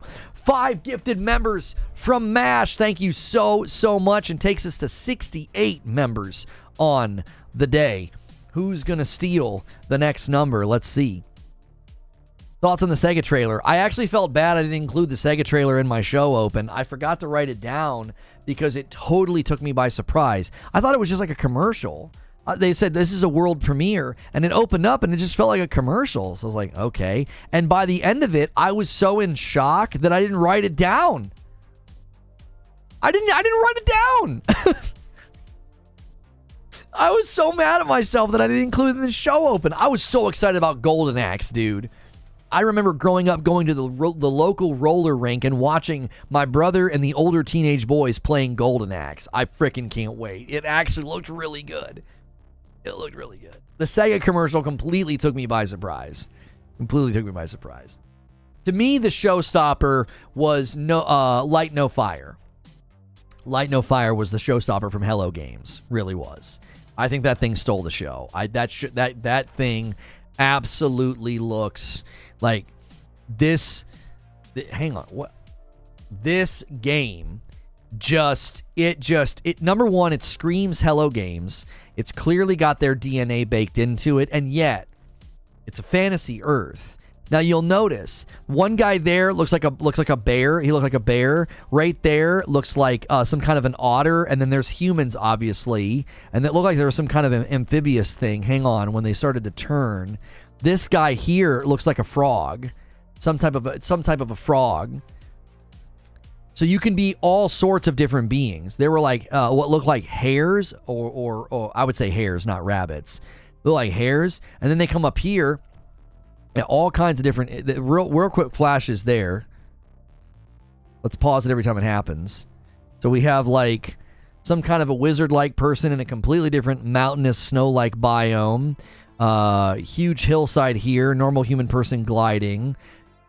Giant birds. And look at the hair. He's just on there, dude. He's just getting ready to go. That's awesome. Patrick Q with a gifted member. Thank you so much. Let me put up the daily goal so I can just see it in this room. There it is. 69 members on the day. Nice. Nice. You know what this makes me think of? It almost makes me think of like the books I read with my kids, Redwall. Like the way this looks and the things that you're seeing, like people riding on birds and stuff. It looks awesome. It really does. There's another rabbit, or hare, I should say. And look at that bird. There's just somebody chilling on that thing, dude. Some more flashes there that we should freeze frame. All right, hang on. All right, so we've got, obviously the ability to get on a boat. That's a badger right there. That's a badger, known in Redwall as a stripe dog because of the stripe on their head. There's a badger right there. All right, so we've got people hunting here, what looks like. This guy's got like the classic, cowl cloak, and they're hunting something down there. Oh, that was something.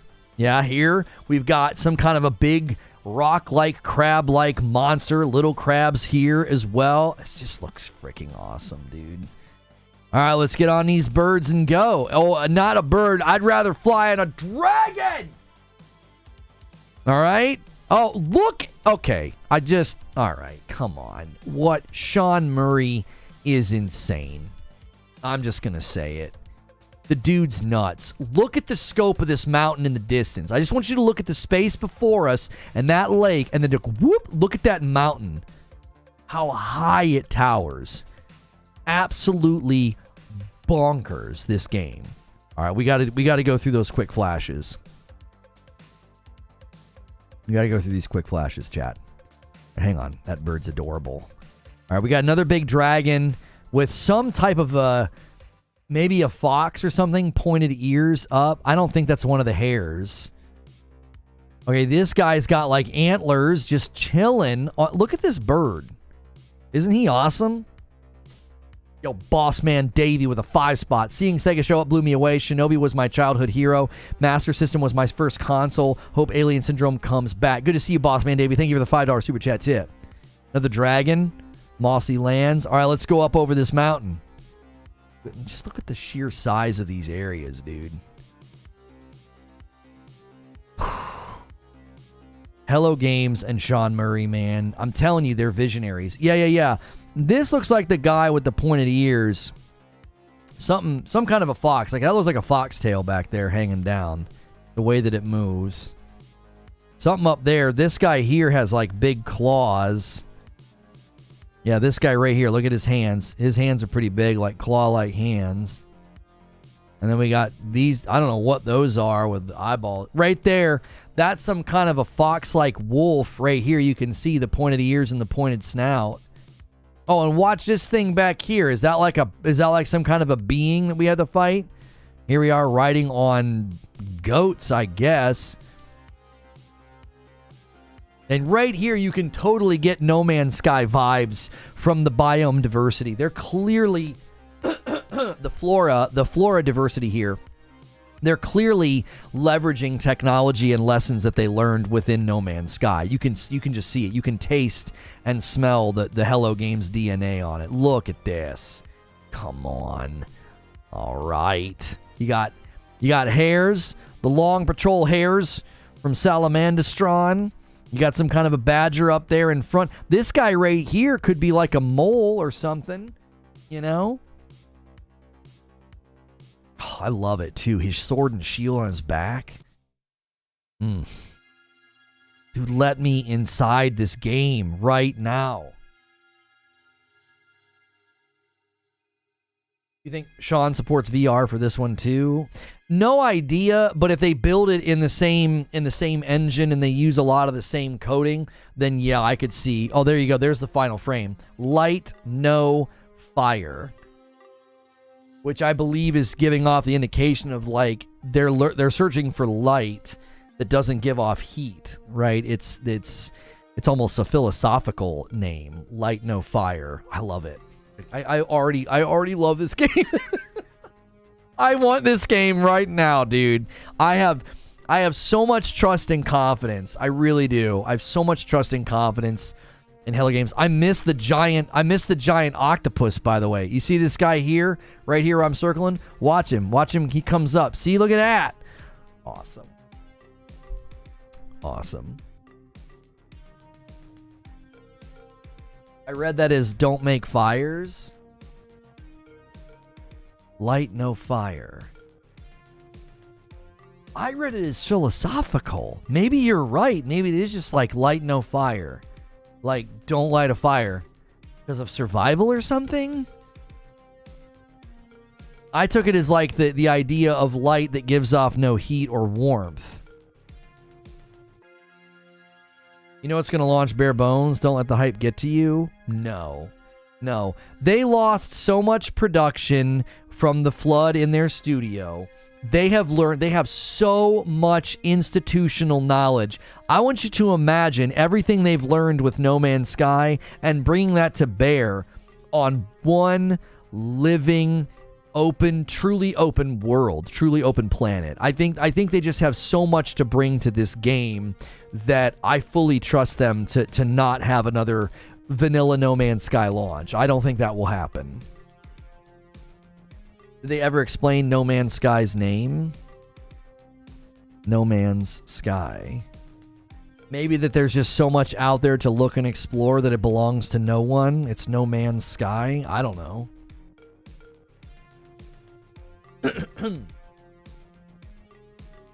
I read it as Smokey the Bear, light no fire. I feel like they're too whimsical and poetic for that to be. I didn't even see the guy sitting there in the chair. I was too fixated on the rabbit. Look at this guy sitting in the chair back here. Look how big he is. He's just chilling. He's like, "What's up, y'all?"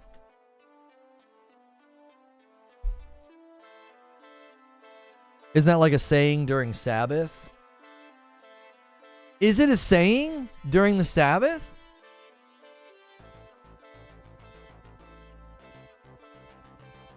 Light no fire. Saying. What's the meaning of the idiom, it's all smoke and no fire? Yeah, I'm having a hard time finding if it's an idiom or an expression because everything is about the game. Everything in my Google results is about the game.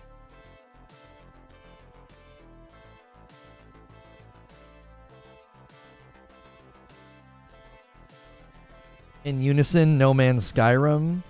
Yeah, the pictures of Sean Murray and Todd Howard and yeah, dude, the fact that like Sean Murray was seemingly taking digs, like when he said no boundaries, and then he posted. You guys want to see? You guys got to see this tweet. Like, I kind of appreciate the balls here, or I guess you could call it the chutzpah of Sean Murray. I just want to show you this. All right. First of all, he just tweeted this. Ryan McCaffrey says, "You are not ready for Light No Fire" from No Man's Sky. I met with Sean and the team this morning, and it's like an inside-out No Man's Sky. It's one giant 1-to-1 scale planet in which you can experience life and adventure anywhere with your friends. Sean is insane to do this. All right, let me just show you. All right. So first, what convinced me he was actually... Oh, this is the wrong frame. Hang on a minute. No. We want... Where's the group? Yeah, let's get this out of here. There we go. Yeah, this is my usual setup here. He's got this bag of Doritos. This is like right after they announced everything. And it says, "So hungry."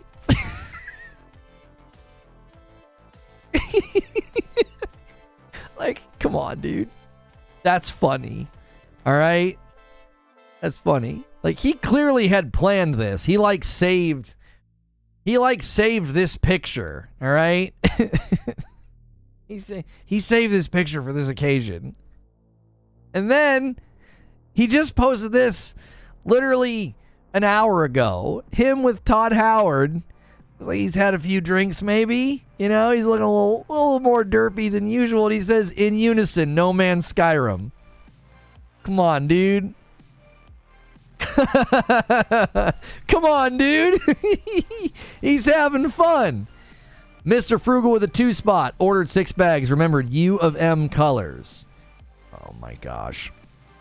Thank you so much. I got it. I'll be able to remember that for 6 bags. All right. U of M colors. Mr. F? Mr. F? Is that what you want on it? Mr. F? It seems like a rule under strict orthodox. Yeah, they're not supposed to light a fire. No leaven in the bread as well. There's all sorts of rules. It's supposed to be in remembrance of the night that everything happened. So they do certain things to commemorate and remember what happened. Well, that's for Passover. Sorry, I'm confusing things. On the Sabbath, they have specific rules. I'm thinking of Passover. So yeah, it seems like on Sabbath, do not light a fire in any of your dwellings. Yeah, that would be considered work.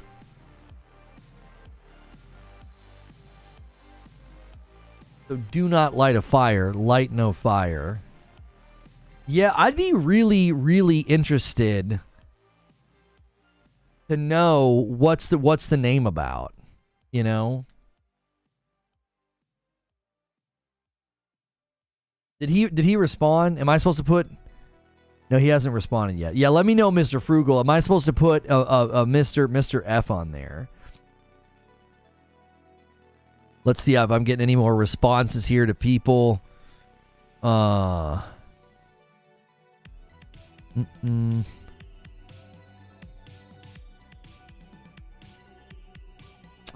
there were people that thought Fortnite should have won ongoing over Cyberpunk. What do you guys think about that? I was like excited for Cyberpunk, but I also have to admit that a lot of their quote unquote ongoing was them fixing stuff. Like, you know what I'm saying?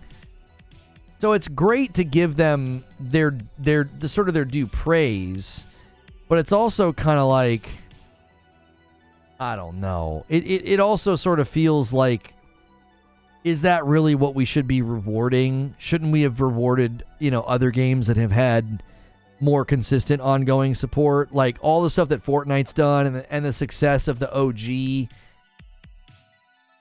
Oh, Lono is a Buckeye. It's great trolling. But you got to pay to troll. Right. No, you want the Michigan M in blue and yellow. Brother, I don't know if I can get my wife to do that or my kiddos. I might have to do that myself. My wife will not allow them to do that, as she is a Buckeye fan. She will probably forbid them. I will have to do it. Cyberpunk should not have won an award for fixing mistakes that we're clearly aware of prior to release. Apparently, the outlet reached out to Bethesda directly about Blade and if it was Xbox exclusive, and Bethesda refused to comment or respond. That again could be something they're not allowed to say if Marvel's handling the marketing, but I feel like they would say, you need to direct all inquiries to Marvel as they are handling the marketing or something. It is weird that they're refusing to reply. That feels like an answer. You may want to switch those kids off of OSU. Constantly losing to Michigan may hurt their development. We don't really watch the games anymore. We're too busy, so. Oh yeah, look at this interaction. Yeah. Cyberpunk responding to Sean Murray saying, "You can always fix it later. Congrats on the impressive reveal." I thought that was pretty funny too. Destiny should have won for what? Most lost players? I don't know. What? Most recent layoffs? What would you give them? What would you give Destiny an award for? Most lies told to the public? I mean, I'm just trying to think of all the things you would give them an award for. Most toxic CM? I don't know. I'm trying to think.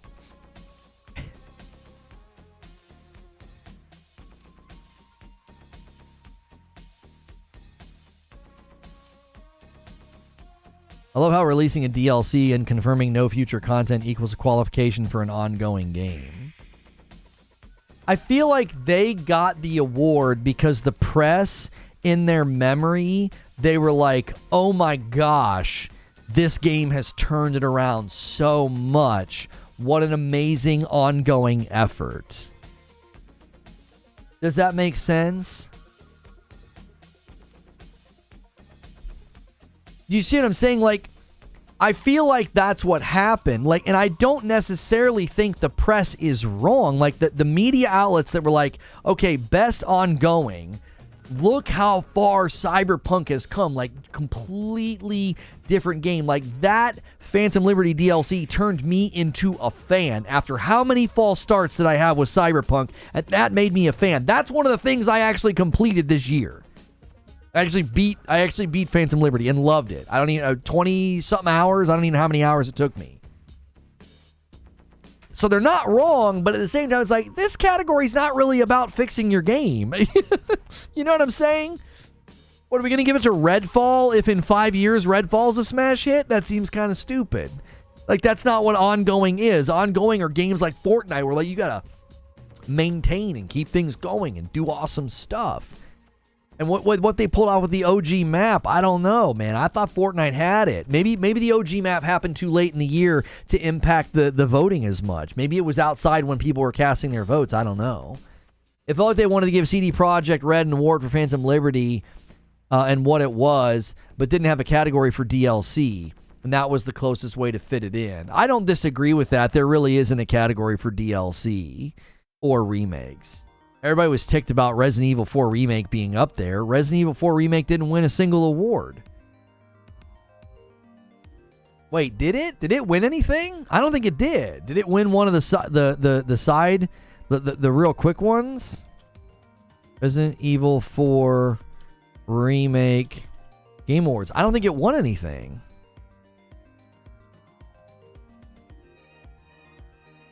This person's arguing why it should have won Game of the Year.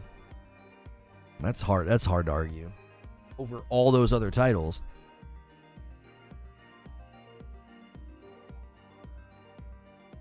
God of War Ragnarok and TLU 2 both deserve noms next year then? Well, no. Phantom Liberty is what was not... Well, no. Cyberpunk won the award, right? What was the category actually called? I'm sorry, what was the actual on the nominees list? View all categories. Best ongoing. Best ongoing. No, they have it listed as Cyberpunk. They don't have it listed as Phantom Liberty. Award to a game for outstanding development of ongoing content that evolves the player experience over time. So yeah, I think that's a really liquid category. You could easily put something in there, like you could put Starfield in there if in a couple of years they've released a bunch of DLCs and transformed huge aspects of the game. You know, you could see a game like Starfield up there. You could, because it's about ongoing content that evolves the player experience over time.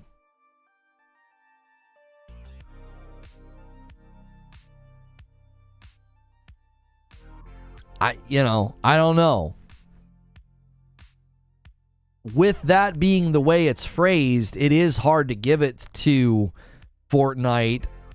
I honestly feel like you would have given it to Final Fantasy instead of Fortnite at that point, because if it's about evolving it, bringing back the OG map or doing no build, I mean, yes, that's a form of evolution, but also kind of not.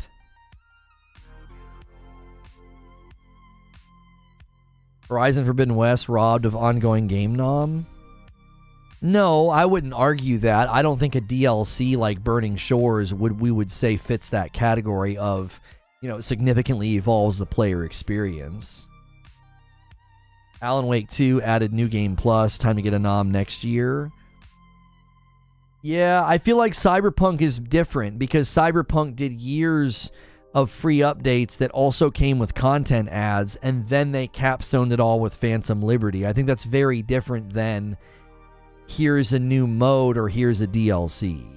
Like, if Cyberpunk had done virtually nothing for the last couple of years and just sold Phantom Liberty, I would understand and probably agree with your point, Eugene. But the fact that, like, I don't know, Final Fantasy didn't do anything this year, Genshin deserved it better. I'm glad if Genshin never wins an award at all, dude. Get those gacha games out of here. The broken, buggy, unfinished comeback category.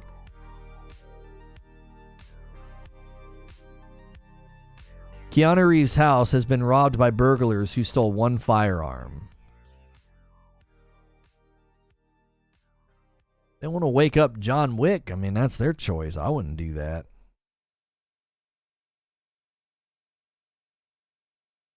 Witcher did the same thing and never was in that category. Here's the problem. Keighley asked 200 press outlets and sources and people what should be up there for best ongoing, what has evolved the player experience the most, and the gaming press said Cyberpunk Phantom Liberty. They said Cyberpunk. Apparently No Man's Sky won in 2020, similar situation. Yeah, I think that kind of makes the argument kind of tough, Eugene. Didn't we celebrate that? No Man's Sky wins Best Ongoing Game at the Game Awards. Yeah, they won the award in the past. I mean, I kind of feel like we celebrated that, you know? I respect your opinion, but you don't need to spend any on Genshin. That's fine. You don't need to spend any money on Diablo Immortal either. That doesn't mean that they're not set up in terrible, predatory ways. I feel like we celebrated No Man's Sky winning Best Ongoing, and they deserved it. And it's really hard not to feel like Cyberpunk was in a very similar scenario. Really, really crummy launch. They commit, they dig in, do a bunch of stuff for free. Only difference is Cyberpunk charged for Phantom Liberty, and No Man's Sky's never charged for any of their updates, but extremely similar trajectories of improvement and complete overhauls of systems and evolving the player experience. 4 years later, after multiple content adds every year.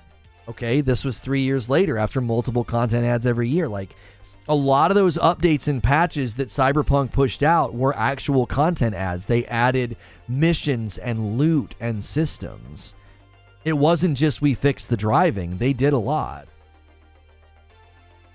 I understand the perspective of looking at ongoing games that face their unique challenges of being ongoing and rewarding a game that fixed itself.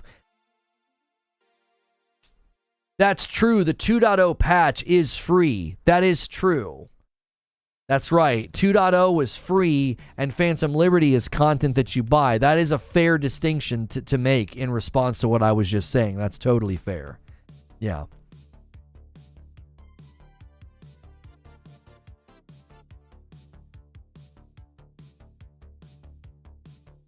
One, just a DLC, the other's ongoing live service. Yeah, it's way too similar to No Man's Sky to be like, we're going to celebrate it when No Man's Sky got the award, but we're going to take issue with it when Cyberpunk got it. I totally understand where people are coming from. Like, I can understand looking at it and from the optics of, like, it's called Best Ongoing, and you just handed the trophy to somebody who spent the last couple years fixing their bad launch. And it's like, yeah, we did, and we think that that's a good thing to celebrate, you know? You know, we think that's a good thing to celebrate.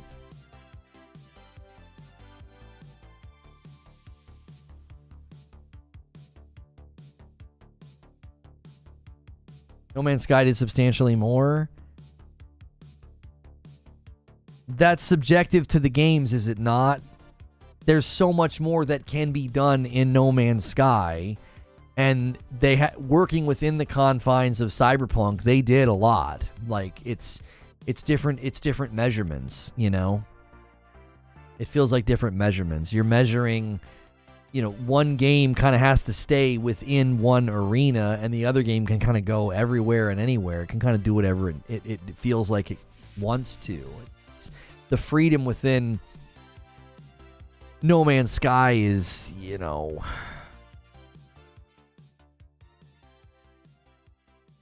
Yeah.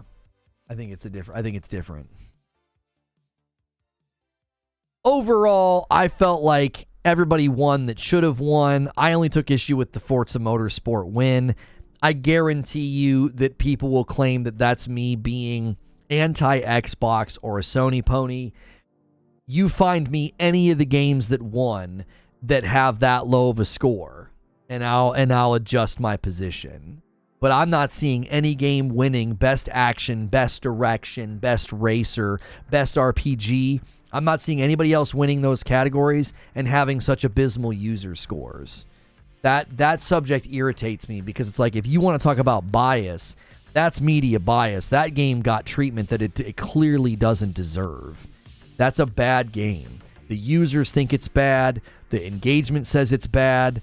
The way it ranks on most played Xbox games says it's bad. All indications that game is bad. And that's if you want to talk about media bias, that's media bias. That game got media darling treatment, and no one can make sense of it. No one will ever make sense of that for me. I can't imagine having my racing game up there, going up against that game, and having better user scores and better consumer response, and being like, why in the world did we lose? You know? We lost to a game that has like a 39% on Steam. Like, how in the frick is that even possible?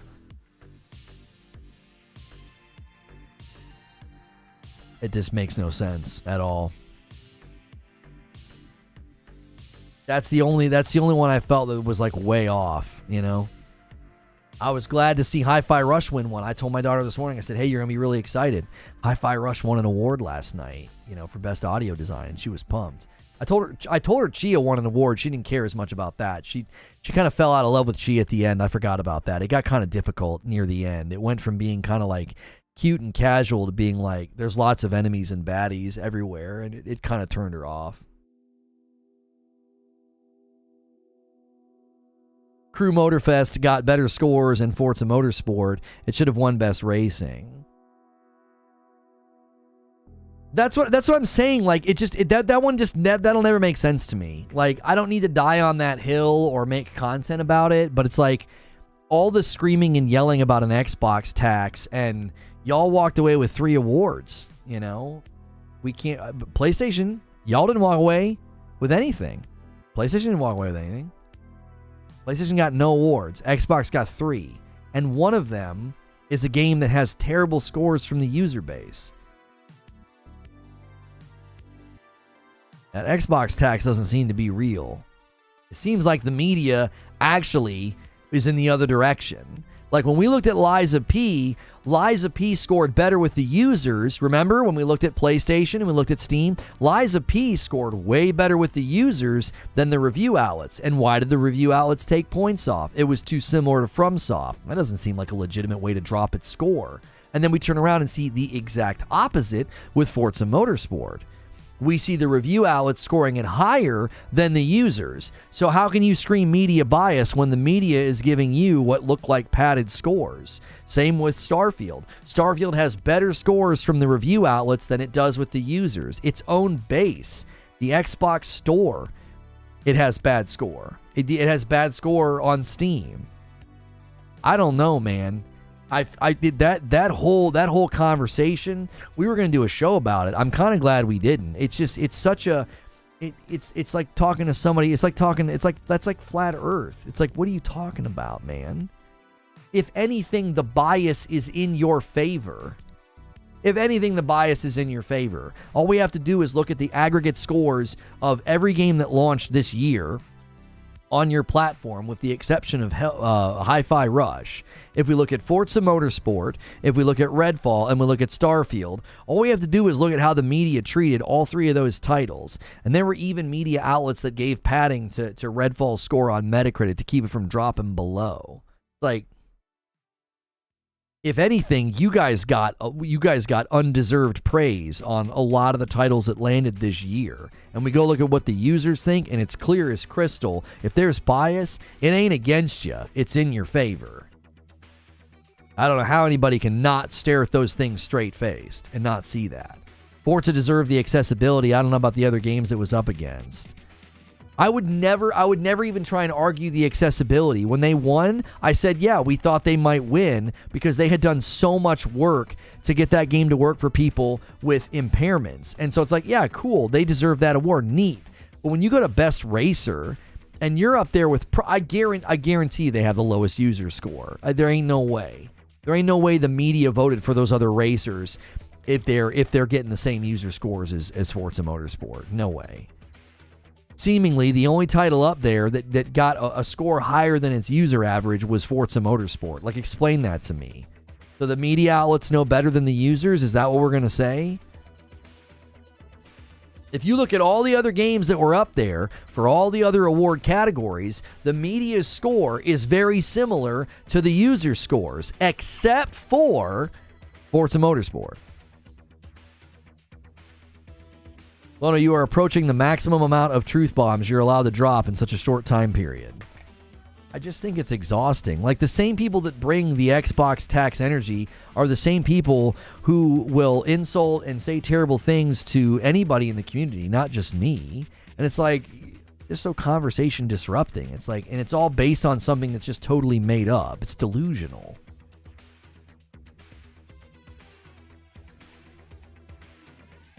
And the only way I can even empathize or sympathize with it and understand it is, like, I understand you think there's an Xbox tax, but when the first-party offerings have been weak for so long, of course you're going to look and see trends of, like, well, our games score lower. Well, why don't you ask why instead of acting like that's media bias?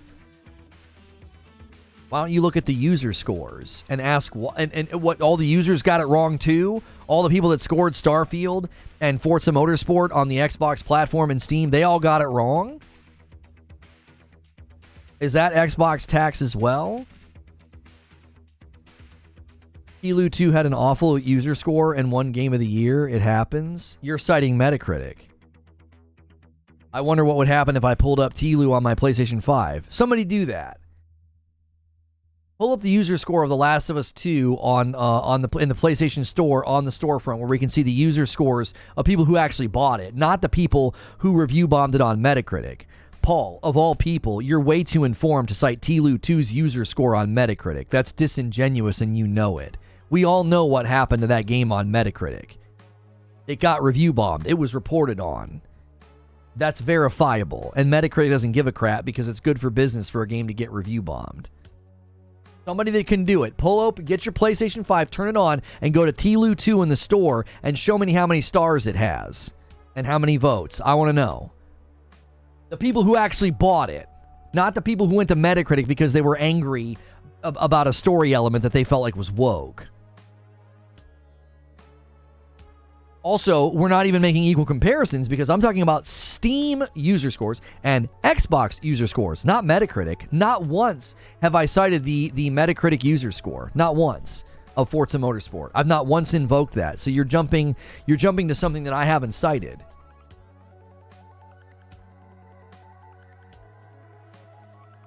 And even if you go to Forza Motorsport's Metacritic, the user score is only 921. You ever think about that? You ever think about something weird going on there? Don't you think that's kind of weird? Only 921 people have reviewed this game on Metacritic. What in the heck's going on there? That's nothing. They don't even have 1,000 reviews. That doesn't even make any sense, bro. Like, what is that?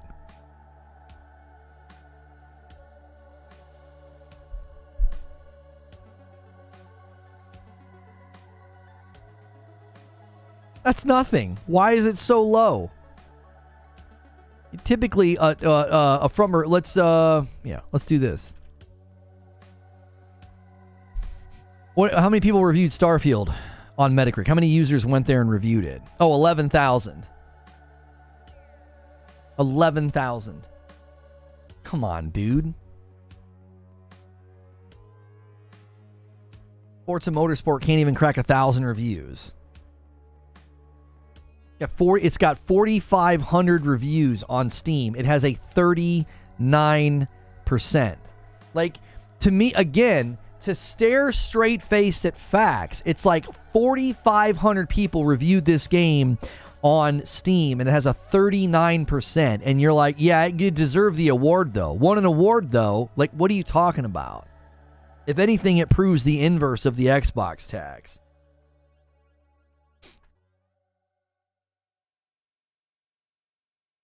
There's a 2.3. A 2.3 on the Xbox store. That's its home turf. It's home turf. Forza Motorsport's home turf has a 2.3.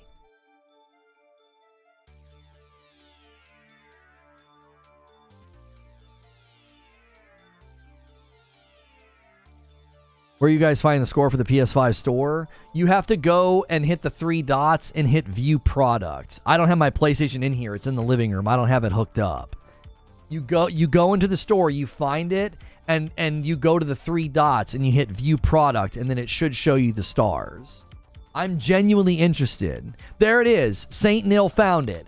Look at that. The Last of Us 2 has a 4.4 in the PlayStation Store. Gee, when you go to people who've actually purchased the game, it has an 88%. It has close to a 90%. How many people reviewed it, Saint Nil? How many people reviewed The Last of Us 2 on the PlayStation Store?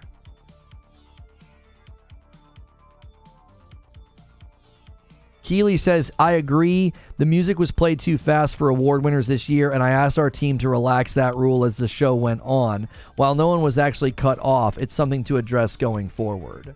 I did notice that later in the show, they weren't really playing the music, but the people were trying to be quick. You could tell people were kind of rushing.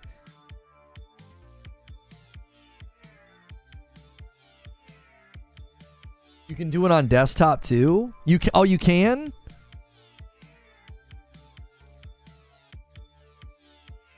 147,000? Yeah. Thanks for coming to my TED Talk.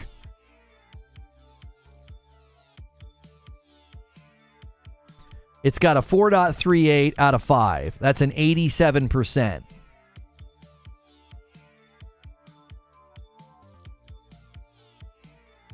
You were saying something about The Last of Us having a low user score and winning an award?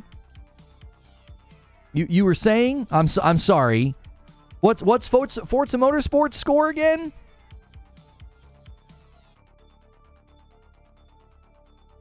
Don't you see the point that I'm making? This always gets recast and falsely framed. Every time I try to talk about this, it gets framed as, oh, I'm being an Xbox hater. No, I am not. I am looking at a video game's quality and saying, how in the world does a game with the 40% from the users get an award?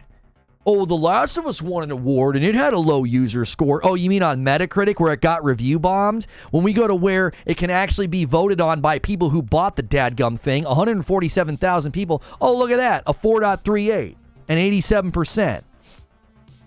Close to a 90. Can you imagine trying to hold close to a 90 after 147,000 reviews?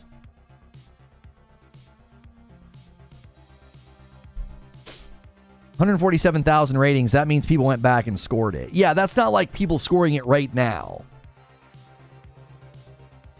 That rating system is new on PlayStation? Okay. Are you making a point? You think 147,000 people just randomly bought The Last of Us Part 2 since they implemented that and went back and scored it? It's a PlayStation 4 game. Not to mention, that's not the point. People are reviewing Forza Motorsport right now on Xbox, right? And on Steam. And it has a abysmal score. It's a failing score. It's an embarrassment. It's bad. Not like people reviewing it at release. I'm gonna be honest with you. I'm not going to engage in this subject with you anymore, Paul, because you're being disingenuous and you know it. You're of a level of intelligence where I cannot accept what you're saying. You know that at release, the Metacritic score of The Last of Us Part 2 is completely illegitimate. You're smart enough to know that, which makes your argument completely in bad faith. You know what happened to that game on Metacritic when it came out. And invoking that as a point is bad faith, which means I'm no longer going to engage with you on this subject. You've lost that privilege now. You have to pick a different topic or chime in on a different topic. When someone goes that hard bad faith, I don't care what badge color they got. I'm going to tap out with you because it's not fair to the rest of the audience to have to listen to me interact with drivel. It just isn't fair. It's a disservice to their ears. You know better.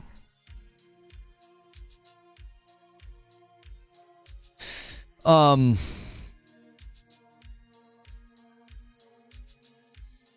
the PlayStation 5 beeps when it's turned on. Why talk about Forza? You can turn that off.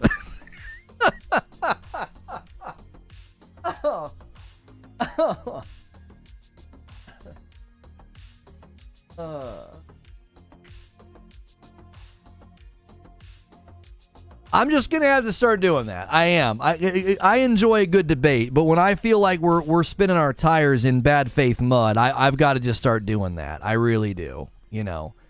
I'm sure false frame that however you want with being like he talks mean to his audience and he won't engage in dialogue. That's fine. People will false frame that, and that's fine because that's just more dishonesty. That's not what we do here. We engage in discussion and dialogue, but I don't think it's fair to the audience that listens to have to listen to me go longer than I just did. I went the distance. We did the research. We looked at all the stuff. That wasn't even mean-spirited. I was just like, this is not at all a productive thing to do. I like the beep too. Yeah, the beep doesn't bother me. The Xbox does like boo beep? Like it does its own little beep. It does its own little beep.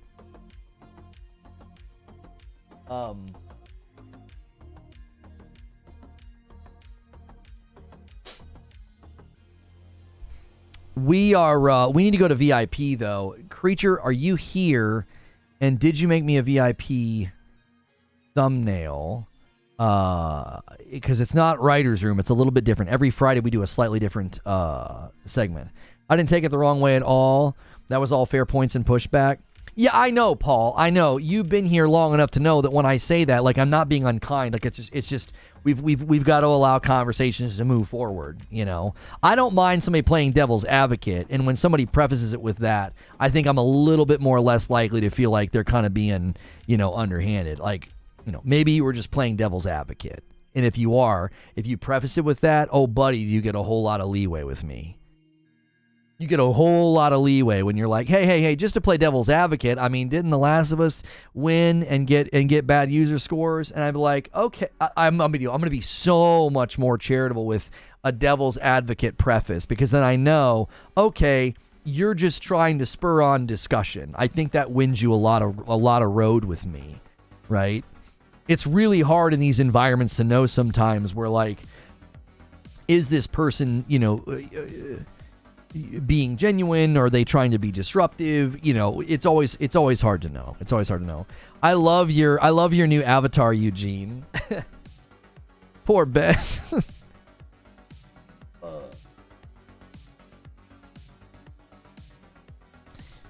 Special Nick says Blade is exclusive. He says was told that it is. I don't think he's as reliable as other people have been recently, though. He's misfired on a lot of things. He's been saying for a while that we're about to hear about the Gears thing. I don't know. I don't know if his sources are as in the know as we might think. Of all the people that have brought stuff to the table, he's not like a Grubb or a Tommy Hendy. I don't feel like he's nearly as accurate. Yo, Quintar with the 10 bomb takes us to 79 right there. Wow, that was fast. Past the 70, and now we're on our way to 100. You guys could bait somebody with a single. I've been gifting every 25 today because we are not going to go to a premiere. So I'm going to immediately do the 5 that I owe you guys right now, and then I'll give you another member count. I think he's pretty reliable. Some of the things he called were in progress, but the timing was off. I'm not saying he's unreliable. I'm saying my memory is that he's not as reliable as like a Jeff Grubb or a Tommy Hendy. Yo, Lone Wolf does it with a single. Thank you so much. Bumps it to 80. We'll see here as the show is winding down if we can tempt somebody to drop the 20 bomb to give us 100 members. And let me give you guys a brief update on the member count. We're trying to push to 2,500 for community game night next week with me and Hilly. It will be a riot. You guys don't want to miss whenever he and I stream together. My wife and I will be streaming together tonight. We'll probably discuss with the VIPs what we should play. You guys are currently at 2276. You guys are literally 24 away from 2300. So if somebody dropped a 20 bomb, I would owe you 5 more. That would put us at 2300. That would put us right on the doorstep at 2500. That'd be amazing. What a strong week and what a good turnaround. Thank you guys for all the generosity. Joker Quinn drops another one and says if somebody's dropping a 20 bomb, they're going to be Agents of Chaos and push us past 100. Thank you so much for the single. And Ghost in the Garage Gaming does it. The 20 bomb. Out from the shadows he comes. This guy posting really sweet pictures on Twitter, dude. Love seeing you and your wife. Beautiful family, dude. I mean, awesome to see you here. Really appreciate you. I see you on there. I see you on Twitter giving guff to people. This guy has no fear in a dojo, and he does it. He takes us all the way to 101 members. Thank you very much, Ghost in the Garage Gaming, dude. Long time supporter of the channel. That means I owe you guys 5 more. That means we now have 2,300 members, man. What a turnaround. Thank you guys so much for that. There it is. What game is this? I just tuned in. We were talking about Blade. If you're asking, yeah, Blade. Blade would have to be on Game Pass, Xbox, only 12 months to make sense. They want to give them Game Pass numbers, as many as possible. Okay, here we go. This guy says, I was told Indiana Jones was exclusive too, and we all saw how that turned out. If so, why do you think they wouldn't mention platforms in the announcement? He says, I have theories, but Twitter doesn't give me enough characters to explain myself. I'll talk about it this weekend. 199 for Lono and Hilly on the 15th. Yeah, that's all you need. You just need 200 more. Don't tempt them, Hilly. Hilly starts summoning members and he gets them. He gets them more than I do. So don't do that. Don't do that, Hilly. We're trying to roll over to VIP. Lono, did you see the game Unseen Tokyo? Yeah. And that was the presenter. She's that really, she's so charming. She's the most adorable thing ever. I want to hang out with her. And she did the Ghostwire Tokyo thing way back when. And she's the one that does the little, when she's done talking, she has this little kick. She's like a cartoon character come to life. She's awesome. She's absolutely awesome. Could make a thread, but got to make that content. I'm not going to hate on anybody that's like, I can put it all here, but I'm going to talk about it in the stream. That's fine, dude. You got, make that content, dude.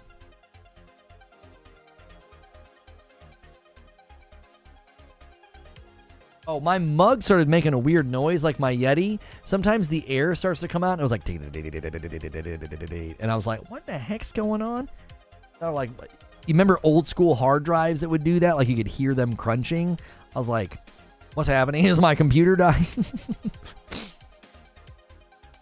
And a 5 bomb from Hilly. He puts his money where his mouth is. He says, come on, guys. He's like, we only need 199. Well, now it's 194. And he gives 5 members to the community. Yeah, that was her. It's spooky. I can hear her saying that, and it's been years since she did that. Oh, she's the greatest, dude. She's the greatest. That's awesome. When she said, I take it very serious, and she went like this. She's just awesome. She's got good energy. You know what I mean? Yeah, there it is. Like her little kick. Oh man. I hope her new name is good. We didn't get to see gameplay, but we just got to see the art, like a cinematic, really cool art style. So I remember the HDD days. I like modern times better in that regard. NVMe SSDs are too good. I think the idiom is there's no smoke without fire. Yeah, we don't think it's an idiom. Like I said, I took it as philosophical, right? Light no fire. Others are saying, no, it's about not lighting a fire. So it's interesting that I immediately went there. I was like, oh, they're being philosophical, There's light but no fire. Light without warmth. Usually that refers to intellectual knowledge that is not, there's no warmth or emotion. It's cold. Or someone that holds knowledge sort of coldly, right? Give me 1 second. I might have gotten that from Blaise Pascal. I don't know if that's him or not.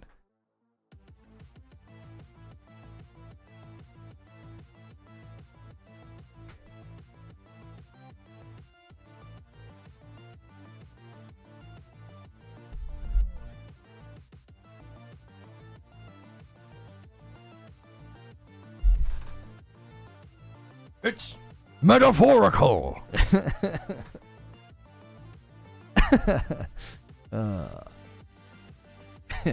Your name's Taserface? It's metaphorical. I love that part. I love it. Yo, we need 400 likes on this video, man. I know there's like at least 30 of you that haven't pushed it yet, man. Push it. We're getting ready to transition here. We are getting ready to transition. I don't owe you guys any members, by the way. I have been paying up every time you guys hit a milestone. So we're all paid up. I have gifted 20 members. You guys have done your own members as well. So thank you so much for doing that. Super cool kids with the month of membership says, here we go. This is the best day ever. Yay. You're very excited. You're just so happy to be here. We have 2,307 members right now, and the milestone we're pushing for is 2,500. You guys got us in a very, very good spot. Fridays are great days to push, but don't forget, we always lose some over the weekend. There's people that need to re-up. There is the fact that 30 days ago, you're going to have gifteds that fall off from 30 days ago, so just keep that in mind. We might have to do a little bit of a bounce back on Monday, but you guys have plenty of time. 2,500 by the end of next week, and then 3,000 by the end of the following week. If you guys want the Frickmas, that's plenty of time. There's no pressure, no worries. Bob says, Xbox Studios Roadmap, December 2023 update. Okay, let's take a look at this. I'm actually interested. I like his stuff. Well, I like their stuff. I guess I don't want to presume.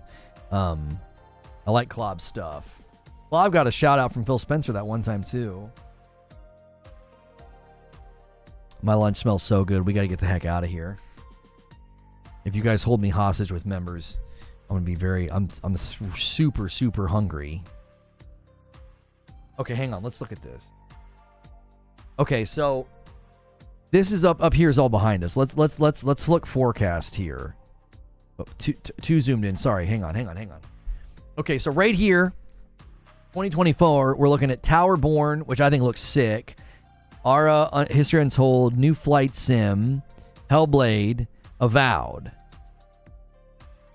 Okay. But right here is 3 of your 4 that Phil promises. I mean, I guess Towerborn. Is Towerborn AAA? A big game every quarter at quality. Right? Now, upcoming, these are all the unknowns. Fable, Age of Mythology Retold, South of Midnight, Everwild. We have no idea what's happening with Everwild. Last we heard that they lost their creative director. Clockwork Revolution, again, we don't know. Project Mara, Outer Worlds 2, Perfect Dark. This one is really, really in bad shape. They lost like half the staff, so that thing got completely rebooted, and we don't know where it is. State of Decay 3 has been dead quiet for 4 years now. I believe the first trailer was 2019. Contraband, Indiana Jones confirmed to be Xbox exclusive. This has not been officially announced. At least I don't think it has been. Hasn't this one just been leaked? We know it's coming. I just don't know if it's been official. Gears, yeah, we know that's coming. Coalition said they're nose down, converting everything to Unreal 5. Elder Scrolls 6, we know. This just got announced by Kojima. Blade just got announced. Untitled project from People Can Fly. I didn't know there was a project just for Xbox from People Can Fly. I didn't know that.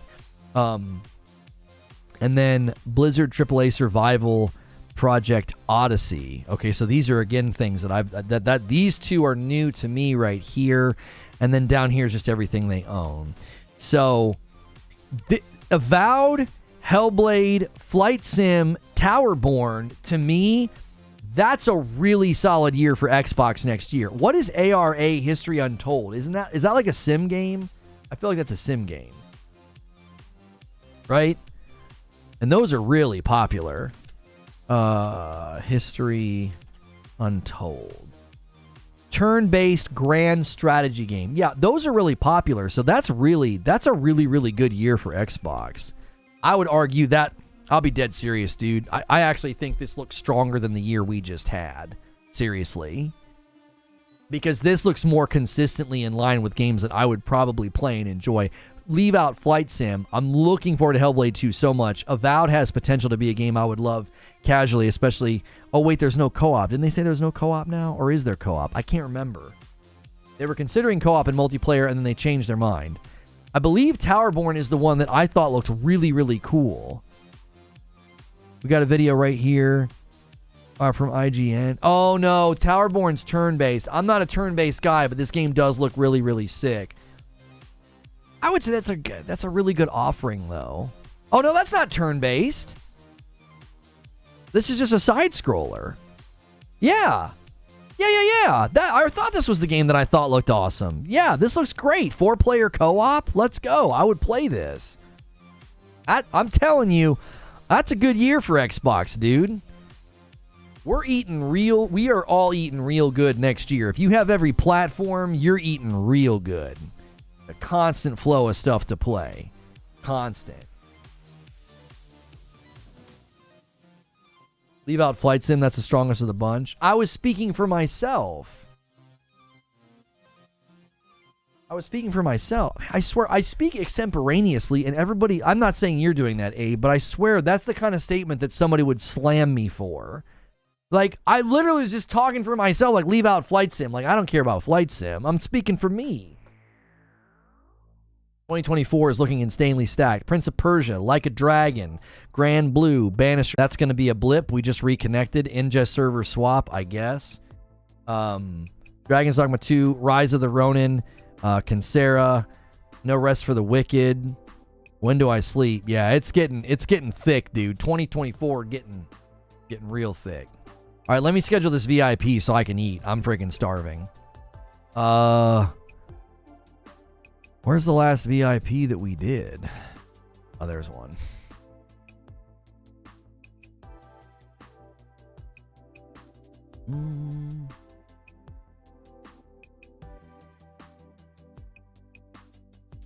What the heck is going on? Where? Oh, there it is.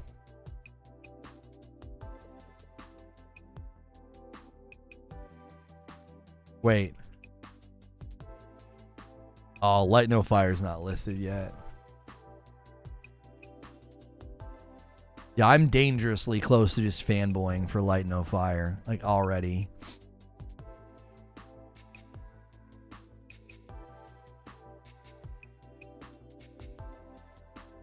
Not even counting all the ABK games. I got a whole bunch of Zero Blip. Yeah, it was super fast. Like, we disconnected and reconnected so fast. I love that. I don't know who made that change to make that possible, but that was awesome. It might have been YouTube, it might have been OBS, it might have been both, but that clearly changed a while ago. Okay, here's what we're getting ready to do, okay? We only do this once a week. All throughout the week, members get access to the debrief, and then Reforged writers get access to the writer's room. So that's just an incentive to upgrade for $1. Get out of the gifted member pool. You get access to this amazing end of the day segment. You can help us with the planning of shows, the thumbnails, the titles, all of that. You're a part of that. So consider upgrading for $1 if you're in this group. I also gifted 20 members today in response to this. I gift every 5. So that is 126 new members today. And that means that you guys can upgrade for a single dollar. And what that does is that gets you out of the gifted member pool. It makes room for others who may need that gifted member every month to be a part of what we do. And then you are taking care of your own membership, and then you get to come to the Reforged Writers. Now, once a week, we do something for VIPs, and we do it on Fridays because Friday nights is for everybody. Every single member can tune in tonight at 8 p.m. Eastern. That's in 6 hours. So make sure you are here for that. All right. Make sure you're here for that. My wife and I sit down. We talk with you guys. It's kind of like a talk show with us. And then we end up playing a game. So it's a great way to tune in, support, wind down, end your week with some laughs. So I look forward to seeing all of those members here tonight. I'm going to provide a link in chat for where we're headed. Again, this is for VIPs only. And again, we only do this once a week. So if you want to upgrade to VIP, it supports me more. You get more content. I think it's a great exchange of value because you get to hear some behind the scenes. You get to hear my producer. So there's a link in chat. Use that to come with us. I'm going to start that stream now. Thanks so much for being a VIP or higher. There's multiple levels of VIP. Some of you guys really go the distance, and some of you guys really went the distance with gifteds. Again, we are at like 2,300 members. Very, very close to the next milestone that we're shooting for Community Game Night. So thank you to everybody who was able to do that and able to support this week with gifteds, even if you're just kind of cheering or egging on the chat. Sometimes that works, and thank you guys for doing that. Some of those well-placed single gifteds really, really helped, man, and an amazing time with the Game Awards. What a great week. What a good turnaround after some vacation. Thank you for that. I'm going to end the previous stream about the Game Awards and bring everybody over that is able to watch.